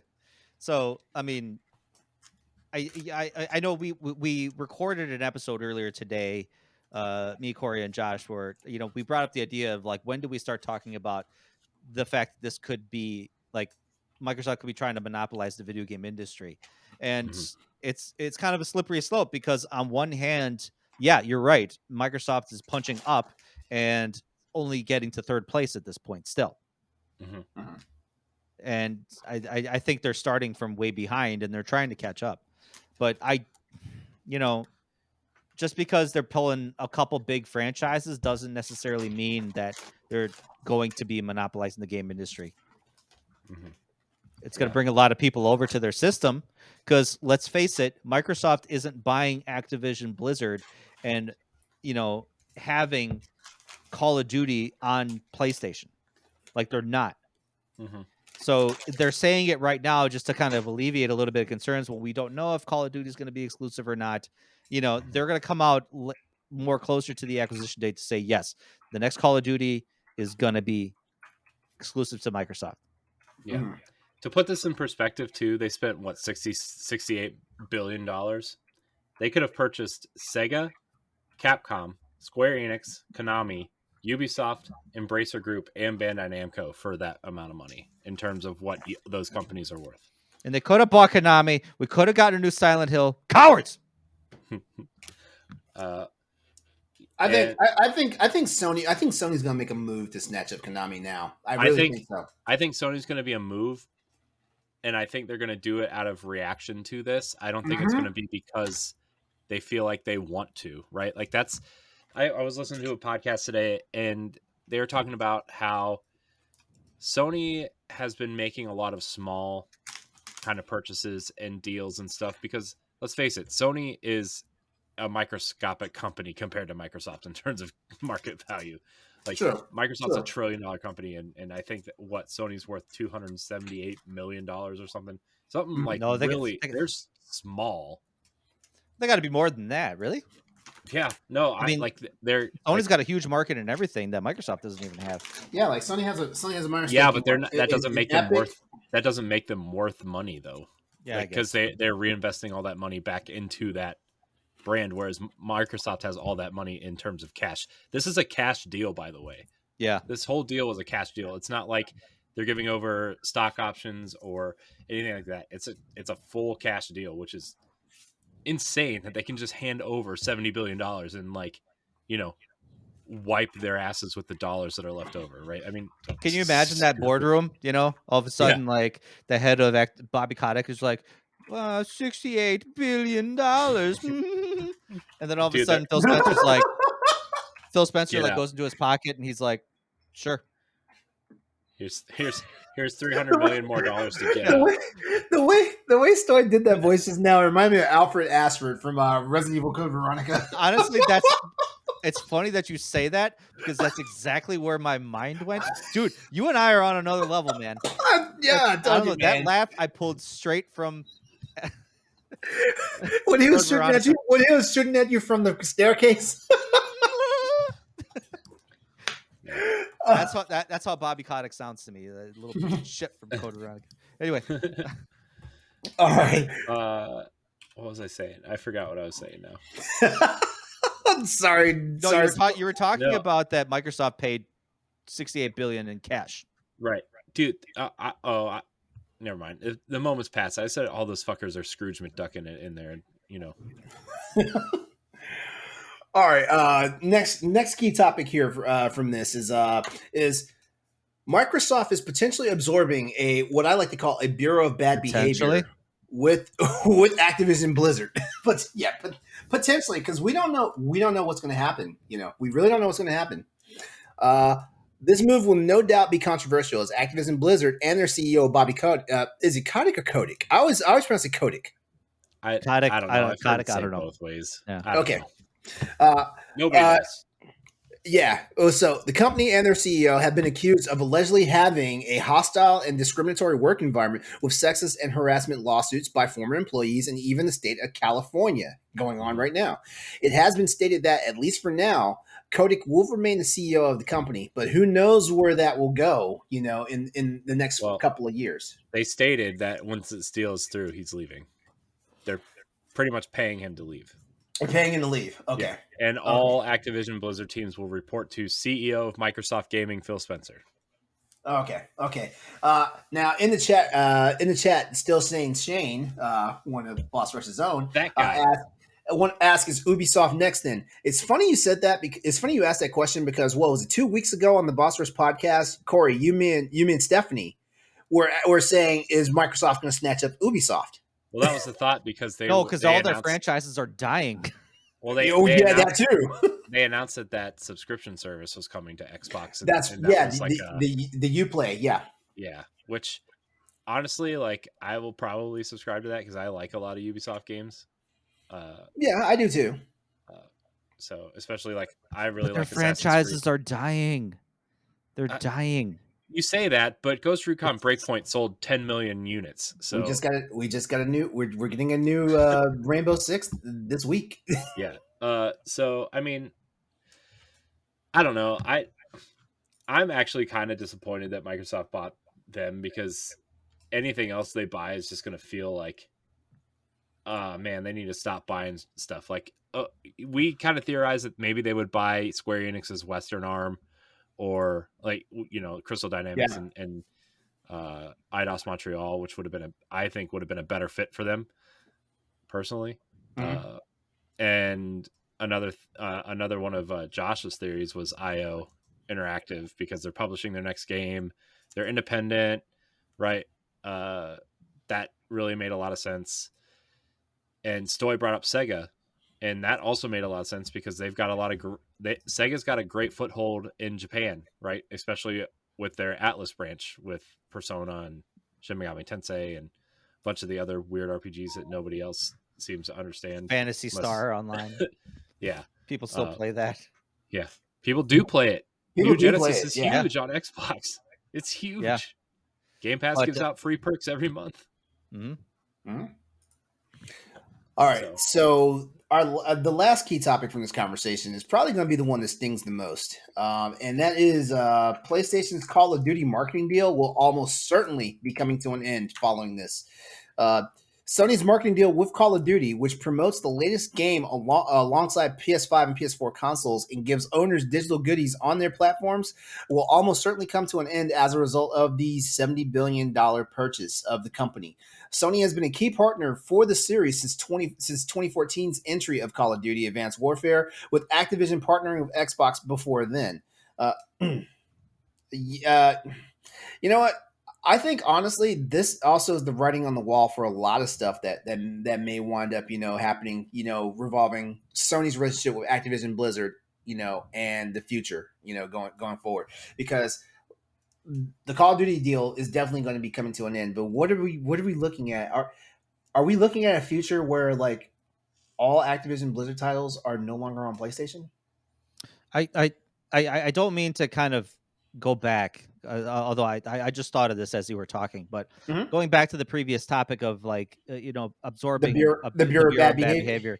Yeah, and I talked about this before, how this deal, what this deal means for the victims of those sexual assault lawsuits and allegations that are being made against Activision and Blizzard and all these other studios associated with this publishing arm, and what that could mean for them, because what this means to the victims is that Activision's still going to be okay.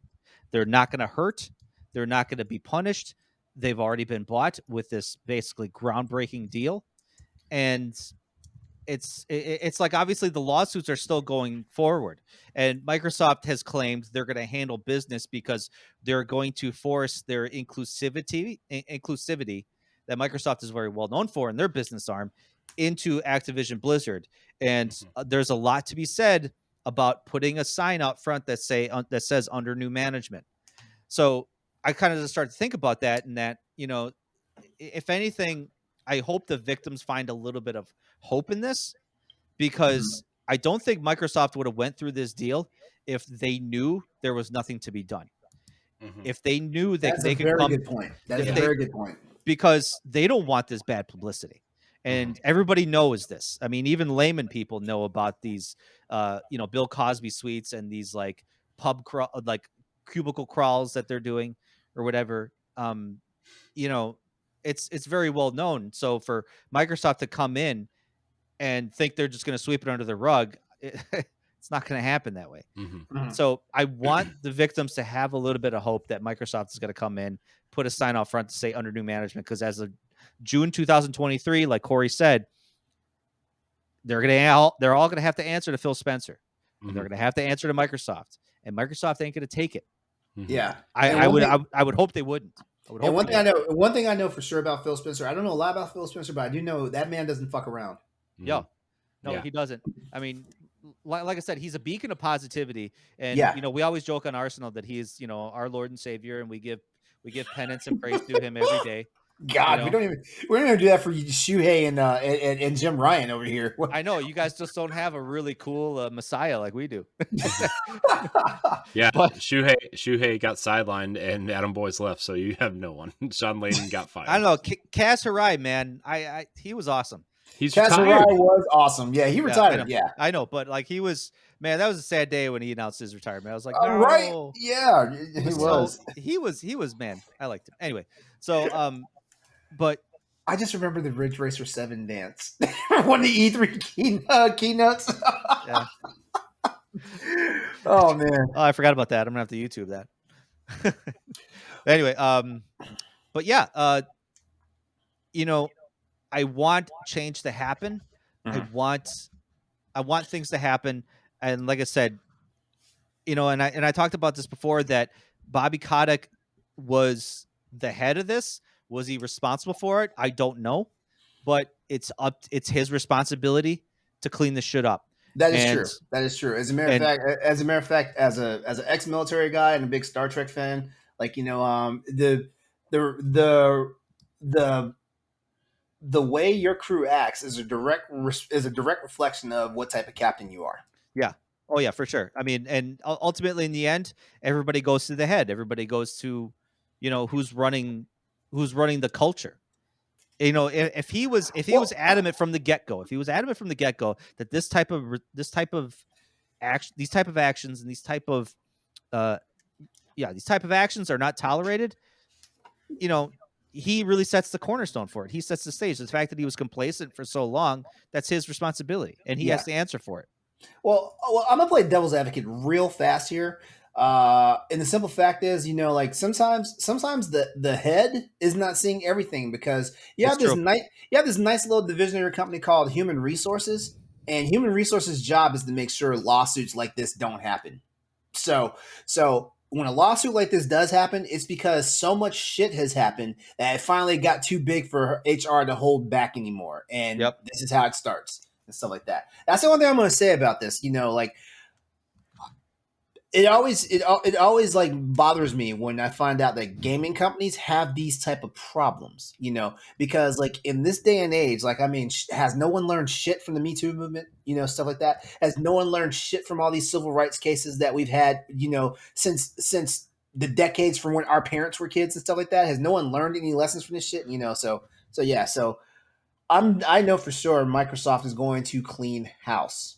Just like Acoustic Proton says, Microsoft is probably going to sell for cash, and then they're going to clean the living hell out of Activision Blizzard. Mm-hmm. There's also a bunch of ex-Microsoft employees that work at Blizzard specifically. So they're not coming back. What do you mean? No, when you say ex, are you talking about people that got fired? No, people that left Microsoft to go work for Blizzard. Oh, specifically, then they're leaving again. Then they're leaving again.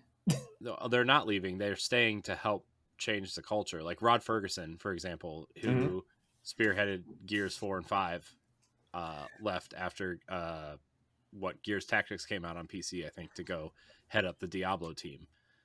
And I wonder if their relationship, like Phil Spencer and Rod Ferguson are like really good friends, and I wonder how their relationship kind of spawned this, which kind of surprised me that like Rod Ferguson wasn't offered the position to run the studio, and it was Mike Ibarra and Jen O'Neill, right? And then obviously the Jen O'Neill, Mike Ibarra pay discrepancy thing came out, and that was a big thing. But I wonder how much that relationship had to do with it too.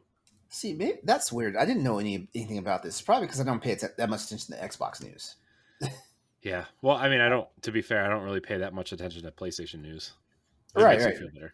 Yeah. I mean, it does and it doesn't. I just don't pay attention. Yeah. I mean, relief. Yeah. I'm just here as like joy. Yeah. I feel like I'm informed on a lot of this stuff, but there's a lot that flies under my radar, and sometimes it's like, man, like I could really have a lot more to bring to conversations like this if I actually knew a little bit more about this stuff. I had no idea, because like the first thing I thought when you said there are former Xbox employees like working for Activision Blizzard, I was like, well, they're not going to be working there for long, because usually you leave. Why would you leave a company like Microsoft? See, I mean, and that's the thing, because when we always hear these stories about these like game directors or these these big people at these big video game companies leaving to go to other studios, they're staying within the video game industry. So that leads me to believe that, if you're working at Infinity Ward, you're resigned to the fact that you're just going to be making Call of Duty for the rest of your life there. Mm-hmm. At some point, these people want to, do they're like things. peacocks. They're like peacocks, man. They want to spread their wings and fly. So, they go, I want to go do other things. They want to go, helm other studios. Yeah. They want to do different projects. Maybe they have a passion project that they wanted to do, and they've wanted to do for so long, but it's well. Yeah. Oh, sorry. Go ahead. Sorry. What I mean, I was just going to say, like, they wanted to do for so long that it's like they've had to time it right to, go to a different studio or even start their own studio. So I hesitate to think that game developers leave on bad terms. Right. I mean, unless in this case with Activision Blizzard, where people are getting the boot, they're leaving on bad terms. Yeah. And you ain't working in the industry ever again. For real. Ever again. Nor should you. I wonder how small Activision Blizzard will become after this is over, with people leaving or getting fired or whatever. But to your point, Stoy, like what I was gonna say was Rod Ferguson. He's been working on Gears since the very first game, right? He left Epic after Judgment to go. He went to Irrational to kind of help finish BioShock Infinite and get that out the door. And then Microsoft hired him back to run the Coalition to make Gears 4 and 5 and Gears Tactics. Like, don't get me wrong, I love Gears. But if I worked on Gears for 16 years, I'd want to go do something else too, right? Yeah. And he's always been a big fan of Blizzard games. Like he loves Diablo. And like he said, like even when he was working on, I think there was an interview that came out when he was either working on Gears 3 or somewhere between Gears 3 and Judgment, where he's like, if they asked him what his dream project would be, he's like, I would want to make a game like Diablo. And so like Diablo was his dream project. So he went there to lead Diablo 4 and kind of get Diablo 2 Resurrection out the door, because Diablo 2 was one of his favorite games of all time. And so like I totally respect his decision to leave Microsoft to go work on Diablo, right? But at the end, Stoy's like staring. I can't tell if he's frozen or if he's just like, no, he would have said something right now. I think he is frozen. He is frozen. That's some sort of mean mug he's giving me right now. Right? Well, while we're waiting for Story to get back, so here's a question. Here's a question for you, Corey. Do you think overall that this is really going to like position Microsoft to be stronger, or do you think this is them doing a charity move to try and fix, a part of the industry that's hurting? I think, honestly, this part of it is a business decision to make Game Pass stronger, right? Mm-hmm. You're getting Call of Duty, you're getting Overwatch, you're getting Diablo, you're getting all these great franchises in this back catalog that's going to really bolster Game Pass, right? Like that's clearly the business side of the move. I also think Phil Spencer and Sarah Bond and Matt Booty and everybody at the leadership of Xbox is really keen on making a better place for gamers to play. And I feel like the only way they could fix what's going on at Activision Blizzard is to go in and do it themselves, right? Like, Story, we talked about it earlier. How many Thanos memes did we see today where I'll just do it myself, and like the Infinity Gauntlet, the Infinity Gauntlet gets all the stones in it. And so like, yeah, that's kind of how I feel, right? And to go in and fix what's going on at Activision Blizzard, the only way to fix it is to go in and clean house themselves and do what they feel is necessary to fix a broken studio. It's a broken studio. It's a broken culture. Like, I mean, I think Microsoft is probably one of the better companies to do this, and I really hope they do. I really hope that they put that on the forefront. Mm-hmm. Like I said, not only for business sake, but for the victims of everything that happened before. Mm-hmm. Yeah, and I think I really do think that the leadership at Xbox feels for those people, and the only way to go in and do it is to like go in, assess the situation, and really create, because Activision and Blizzard, especially Blizzard, has such a good history of games, right? The games they produce and the worlds that they build are excellent, but obviously the studio culture is not as excellent as the worlds that they build. Mm-hmm. And so, the culture that Microsoft seems to be building would really benefit a studio like Blizzard, I think, and kind of reignite the passion and the joy that people get out of their games, right? Because like Blizzard specifically, out of this whole thing, Bobby Kotick has a big stink on his face, right? But like Blizzard in particular, their reputation is tarnished almost forever until this acquisition, right? Like their reputation is just, you can't think of Blizzard now not think about this. Even my parents who don't care about games at all. Like my dad turned on the stock market channel and heard about this today. He's like, "Oh, well, I heard there was something going on at this this video game company." Like my parents know about this, and they don't. The last video game I saw my dad play was Kaboom on his bedroom floor when I was sitting next to him when I was like 3, right? Like that's yeah, and that's the thing I was talking about, is that I don't think Microsoft would have taken on this role because, like I said, now that they own them, this reputation is now on them. Mm-hmm. So it's not like they have to; they need to. They need to clean up that reputation. They have to. Yeah. Yeah. Otherwise, this is going to be doomed for Microsoft. Mm-hmm. They're going to go down with the ship. And that's to go back to the kind of like the original thing is like, is Microsoft's acquisition of Activision Blizzard good for gaming? Like from a monopolization standpoint, probably not. But I think where they're putting their money, I think the thought is in the right place, at least from like Phil Spencer's perspective. Obviously, like I said, this is definitely a business move. They definitely want Call of Duty on their platform. They definitely want Call of Duty to sell Game Pass. But at the same time, I really feel like they want to go in and fix the culture. And from that standpoint, I think that this is their heart's in the right place with this move.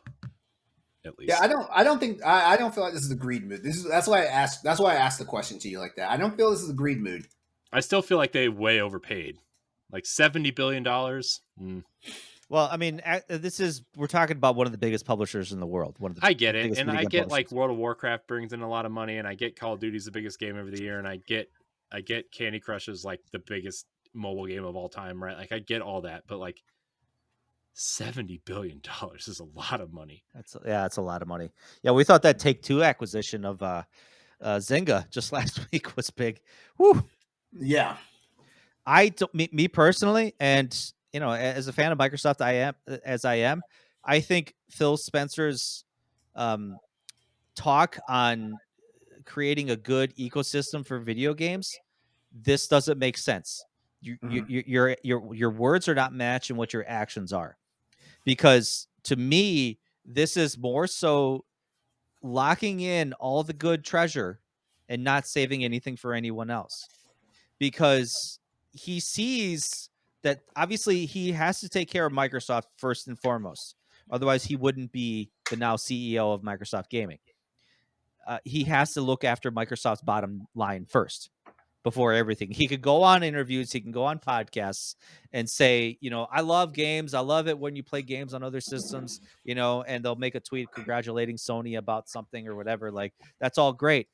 But, if you're trying to make this exclusivity thing, it's not good for the ecosystem as a whole.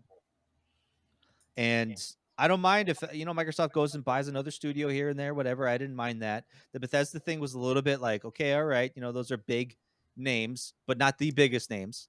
Yeah, that they just acquired on their platform. I mean, Elder Scrolls and Fallout are some pretty big names, but not Call of Duty, not Overwatch, not Warcraft. Like, when people start finding out in 2 years that they can't play the latest Call of Duty versions on their PlayStations, he sees it. Phil Spencer sees it as, obviously these people are going to buy Xboxes, but or get Game Pass if they have a decent PC. Yeah, or there it is again, PC. Oh no, it's fine. LeRon, that's your PC talking. I'm out of beer.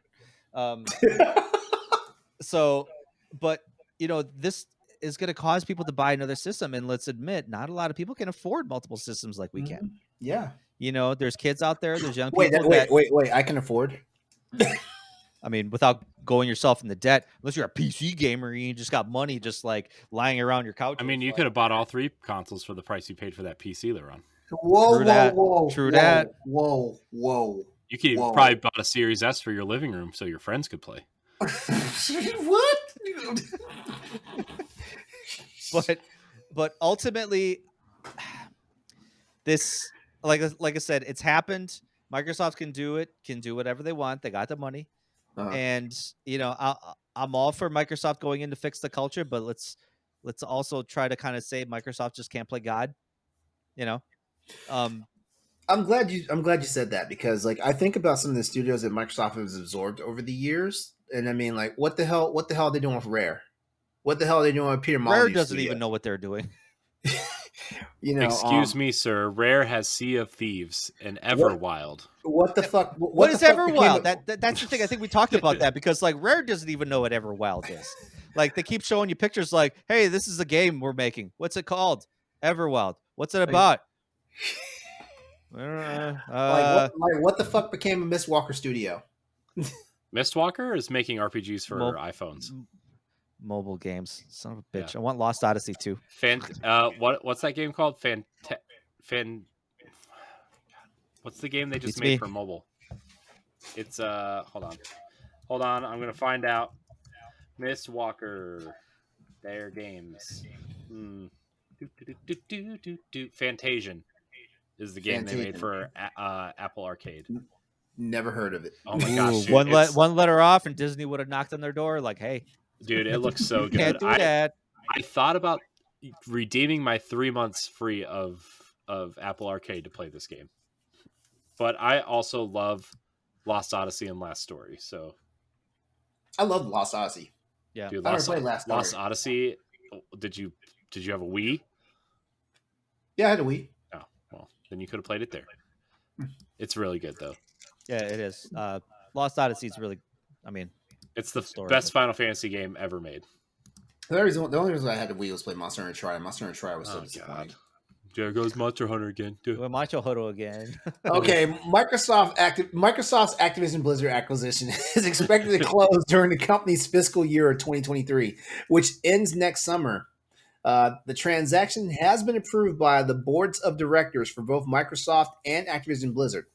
However, it's still subject to closing conditions and completion of regulatory review. Notably, the deal will need to clear the scrutiny of the United States and the European Union's antitrust regulations. Listen, Microsoft can do it. Microsoft, look, if Disney can buy Marvel, if Disney can buy Marvel, Lucasfilm, and Fox, Microsoft can buy Activision. I thought Fox was part of Lucasfilm. No. I mean, I had it backwards. I thought Lucasfilm was part of Fox. Nope. Every fucking movie that comes out on Lucasfilm is in Fox. That's not true. Indiana Jones is published by Paramount. You're right. You're right. It's not on Disney Plus. Stupid. All right. Competition law seeks to maintain market competition by regulating anti-competitive conduct by companies. In the case of mergers and acquisitions, regulators can prohibit deals which are considered to threaten market competition, which Corey did bring up earlier, or suggest remedies such as an obligation to divest part of the new businesses. There you have it. That's basically our conversation tonight. Did you guys have any final words? I just, I feel like I said earlier, I feel like Phil's heart's in the right place. I wish they would have spent that money other places, like Crystal Dynamics, IDOS Montreal, maybe WB Games Division, or IO. Wasn't there a terrible rumor last year, like before E3, that WB was trying to sell? It wasn't a rumor; yeah. They really were, and nobody wanted to pay what they were asking, so they stopped. Okay. That's the thing. Microsoft could have easily bought them, but that wouldn't have benefited them enough. Yeah. Microsoft thinks big, so they look at those bigger pictures. They could have had another big fighting game. They could have had 2 big fighting game franchises because they ain't done jack shit with Killer Instinct. Well, if you would have listened to Arsenal X this weekend, LeRon, you would have known that we talked about Killer Instinct this weekend, and that it's rumored that Bandai Namco is making the next Killer Instinct.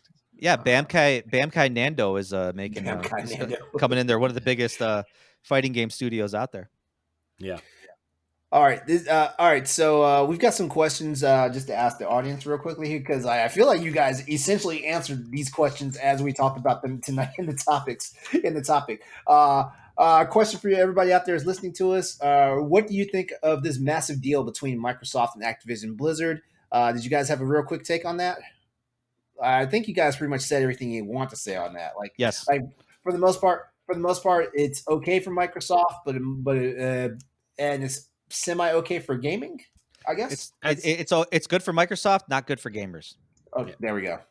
As an Xbox, as somebody who subscribes to Game Pass, I'm very happy that they're adding a ton of new games to Game Pass. But from an outside perspective, it's definitely like worrisome. Yeah. Well, because this divides the line. This divides the line between Microsoft and Sony because they're obviously the biggest competitors to each other. So now they're basically, making a more solid line now. And this is what I was talking about, that whole gaming inclusivity, about like leveling the playing field and stuff. Now they're really just drawing the line a little bit harder now to say, yes, now we have Call of Duty. Now we got these games. What do you have? Yeah. Now I'm surprised you didn't ask us who we thought Sony was going to buy. Well, I was actually going to ask that right now. Okay. Actually, Never mind. Because you and I both, Corey, mentioned that Konami probably would happen from Sony as a reactionary grab. But let's think of plausibility. Like, it's plausible that Konami would be a grab for Sony. But who do we think, honestly, that Sony is going to grab? Are they going to try and grab more indies, or what? You know what? Chances are they might snatch up Ember Lab, even though Ember Lab, Ember Lab created a damn near AAA title for them, last year, Arcana, Bridge of Spirits, and stuff like that. So they might go ahead, just buy them, like, hey, we're going to give you Sony money, and you start making us like some super awesome games like you just did with this one, and make a sequel to Canon while we're at it. Yeah, I think the smart move for Sony would to go after some Japanese companies, like, if they want, because as well as Microsoft's doing in Japan, like, they're doing better than they ever have. It's still not a market. They're not doing enough. Strong, they're not doing enough. Yeah. And as Phil has always said, he wanted to have a foothold in Japan somewhere. And a lot of people thought they were going to buy a studio. And like, yeah, they have Tango Gameworks, but that's technically part of Bethesda, right? So I don't know. And that's where I thought Stoy was right about Sega. Like, Sega is the clear answer. I really thought I was right on that. Yeah, dude, that's such an easy answer. Microsoft buying Sega, though, that would have wrecked part of Nintendo's ecosystem. Who cares? Nintendo doesn't care about Nintendo, so. Acoustic Preton in the chat saying Sony buys Ubisoft.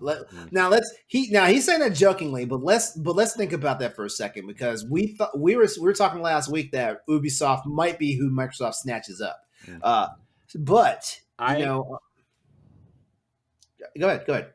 Oh, sorry, you cut out and I thought you were stop talking. I was just gonna say, like, I think what they're gonna do is, I don't think they don't have enough money to throw around like Microsoft does to buy these companies, right? True. I think whatever companies they do buy, it's going to be small companies like Housemarque or Firesprite or, even Ember Labs, right? Ember Lab, to an extent. Yeah. But also, I think they do have the firepower to keep games off of Xbox, right? You look at Final Fantasy, right? Final Fantasy 16, not coming to Xbox. Final Fantasy 7's original exclusivity deal has been up for almost a year. Still no sign of it. It only came to PC just recently. Yeah, and like, I think they do have that firepower.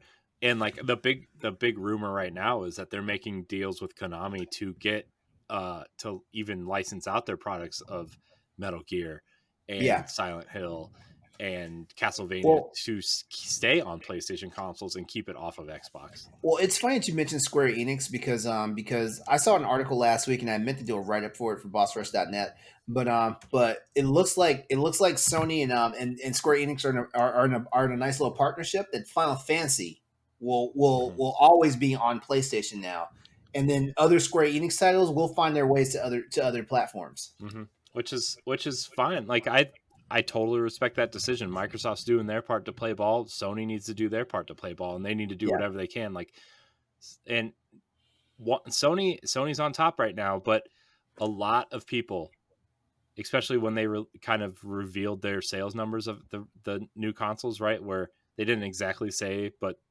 the estimates are around 11 million, and Sony has sold 14 or 15 million. Like, Microsoft's not far behind, and I think that's because, like, they have boxes on shelves and they're readily available, whereas PlayStations are not. And people are getting frustrated or aggravated, or they're like, hey, I need a stopgap console to play some stuff, and Game Pass is a great deal, right? And so Sony has great exclusives this year, right? But they're coming to PlayStation 4 as well. So what are their big PlayStation 5 exclusives? Well, look at Square Enix, right? They have Forspoken. They have Final Fantasy 16, right? 16. Which may or may not come out this year. I don't know yet. But like their Square Enix exclusives on PlayStation are potentially what could change the trajectory, right? They don't have to buy these companies to keep these consoles off of keep these games off of other consoles. And I think that's where Sony needs to play ball. I was just gonna say that a smart acquisition for Sony would be Square Enix. Yeah, I don't think they have the money, like you said, to buy them, but they need to. Sony needs to respond, and I think Square Enix is the best bet because they have that partnership, they have that history, they have that. I mean, it's a Japanese publishing arm too. Or if anything, okay, Sony doesn't have the money to outright buy Square Enix, but I bet you if they buy a minority in their market share, that will help them too. All you got to do is buy 51%. That's it. 51%. See what I thought was going to happen, honestly, before this happened. I seriously thought Microsoft was going to buy Square Enix's Western arm, and then Sony was going to buy out the rest of Square Enix and either A, own them, or B, own a majority and have their games exclusive. Yeah. All right. Well, I mean, I guess us PlayStation gamers are gonna have to sit here and ponder if we're ready for a potential vacuum of popular games no longer coming to their system. So there's that, But that's the thing. I think Call of Duty is almost at Minecraft levels of like Call of Duty at this point, especially Warzone, is a platform. You're just gonna take Warzone off of PlayStation. I don't think so. Yeah, I think Warzone stays on PlayStation. I think Warzone stays in the ecosystem of playing on PC, PlayStation, and Xbox and stuff. But the campaigns, if they release like a campaign like every other year, or every 3 years, or however they do it, which I hope they do, that stays exclusive to Xbox. I could see that because we know the majority of Call of Duty players are playing online. It's a small minority of people that just thoroughly enjoy the campaign, myself included. Yeah, me too. There's also that thing that what they were originally talking about with Bethesda before they kind of confirmed everything was going to be exclusive from here on out was like, you can buy Call of Duty for $70, $80, $100 on PlayStation, but you can also get it on Game Pass.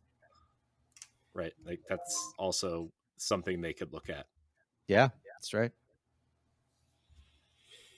If Microsoft will allow it. All right. Well, it's about that time. It's not time. Let's keep going. Round 2. Oh no! I thought that was round 2. Yeah, I felt like that was round 2. Final round. Well, you know what? This is a good topic. I'm so glad that you guys were able to like show up for this one because in all honesty, like it's great having like the Xbox side of Boss Rush to come and talk about some of these topics. It's interesting. Let's put it that way. Like some people are in better standing to deal with this stuff. I'm not going to say the fabled like abbreviation again, but we have to see what happens as we get through to summer of 2023 because that's when it's all going to get interesting, or that could also and then the first year after that might be where like things go the way Microsoft would like it to be, or see if they fall on their face, in a disastrous dance. I mean, admittedly, at this point, Sony's in kind of a better stance for 2022 than Microsoft is because Microsoft has unproven ground to cover with with their first party titles that they have right now. Whereas Sony has 2, possibly 3 really big first party IPs that are very well known and very beloved. Yes, exactly. And coming very soon. So Sony's in a good position where I don't think they're shaking in their boots right now as a result of this. But, I still think they still have to think long term, like what's 2023 going to look like comparatively, what's 2024, 2025. So they need to start thinking about those next steps. Yep. All right, everyone. we're going to go ahead and wrap it up right now. So thanks a lot. And I just need to sync up my notes real fast because I lost track of something. And here we are. All right, everyone. That's our show. As always, we'd like to give a big thanks to you for tuning into Crossroads, the PlayStation Podcast, as well as a special thank you to both Corey and Stoy tonight. These guys, they're practically fixtures on the show, but they came here tonight as the presence for Arsenal X, the Xbox podcast for Boss Rush Network, and we love you guys for that. Thank you. It was a big day for us. I know. Before we head out, here's how you can get connected and stay with everybody that's on the show tonight. Stoy, you go first, man. You can follow me on the EXP Cast. We're a video game podcast, part of the Boss Rush Network. You can follow us on Facebook, Twitter, and Instagram at EXP Cast, and my personal Twitter and Instagram at Stoy MKE8. And for those that don't know, MKE8 stands for the Milwaukee 8 engine that Harley's running right now. I was wondering. Yeah, I was waiting for someone to ask, and I figured since I am a Harley owner. You see it here in the stream. Wow, you got motorcycles on your Instagram. I got my own motorcycles on my Instagram. So I am just like LeRon has to tell people that he is a PC gamer. I have to tell you all the time that I ride a Harley motorcycle, and Harleys are the best motorcycles on the planet. And you're just a stupid kid who doesn't know good motorcycles, and Harley is better than everything. All right, note this off. Next week, do not mention a single thing about PC. Okay. Note to self. Maybe Crossroads will just turn into a PC podcast next week. Who knows? Slowly melting. Austin will be really on Vita Island. Corey, where can everyone find you at? You can find me on Twitter and Instagram at I am Corey in HD. I don't have motorcycles on my Instagram. But you need some. No, I post pictures. I can send of you pictures of my motorcycles, mostly. A wrapped up burrito, like you put like a wrapped up like aluminum foil, and you were like, "Wow, this is the best burrito I've ever had." And did you see how big that thing was? Yeah, but like I didn't see a burrito. All I saw was like tinfoil. Dude, I'd be in the Hurt Locker trying to eat something like that. All I see is motorcycles. Who says they're yours? They're my motorcycles. That's my burrito. That's just wrong. That's just wrong, man. Touche. You can find me hosting Arsenal X, the Xbox podcast, and the Boss Rush podcast, and a plethora of other things here on the Boss Rush Network. All right, and as for me, you guys know the drill. It's Exodus803. You can find it everywhere. You can find me everywhere on social media, as well as Twitch and YouTube. And don't forget, that's my gamer tag. So EXODUS803, PlayStation Network, Xbox Live. Find me there. Wednesday nights, I'm part of the trio that is known as the Boss Rush Podcast. We go live at 8:30 p.m. every Wednesday night, Eastern Standard Time. Yep. All right. And for our next installment of what's going on BossRush.net, Mark Pereira asks, should PlayStation make another Little Big Planet game? That's his question in the January 18th edition of the Boss Rush banner. The crew over at the Boss Rush podcast, those three wonderful people that you should always get to know and know better, wants to know, what are your comfort games and genres that you go back to on a regular when you just want a game that you just want to like get lost in. Check that out in episode 117 of the Boss Rush podcast. And lastly, our good friend Stephanie Klimov has a game review up for a nice little game called Doug Hates His Job. Check it out now. All that and more can be found over at bossrush.net. So head over there and check out more editorials and shows from our ever-growing family of creators and contributors out there. And if you like to talk about games, media, sports, food, and all that stuff, we have a Discord, the Boss Rush Network Discord. Don't be a slouch. You want to get there. You can always, you can chat with us, keep the conversation going on Twitter by hitting us up at PS_Crossroads to dish on more news and events and topics while we're getting ready for the next installment of Crossroads. All right, everyone. It's been fun. This has been episode 66 of Crossroads PlayStation Podcast. Come back and join us next week for another new episode of Crossroads PlayStation Podcast. I will try my best not to talk about PC games. Do it. Even though I'll still be playing God of War and Monster Hunter Rise on PC. So there you go. I feel like I've already lost that bet. You lost. You lost already. Don't forget about our merch store. Links have been provided in the Twitch chat, or just go on over to bossverse.net and get the information for that. And as always, the Bossverse Games family wants you to have a good night. Go out there, play games, be better. We're out of here. Take care, y'all. Bye. Bye. Bye now.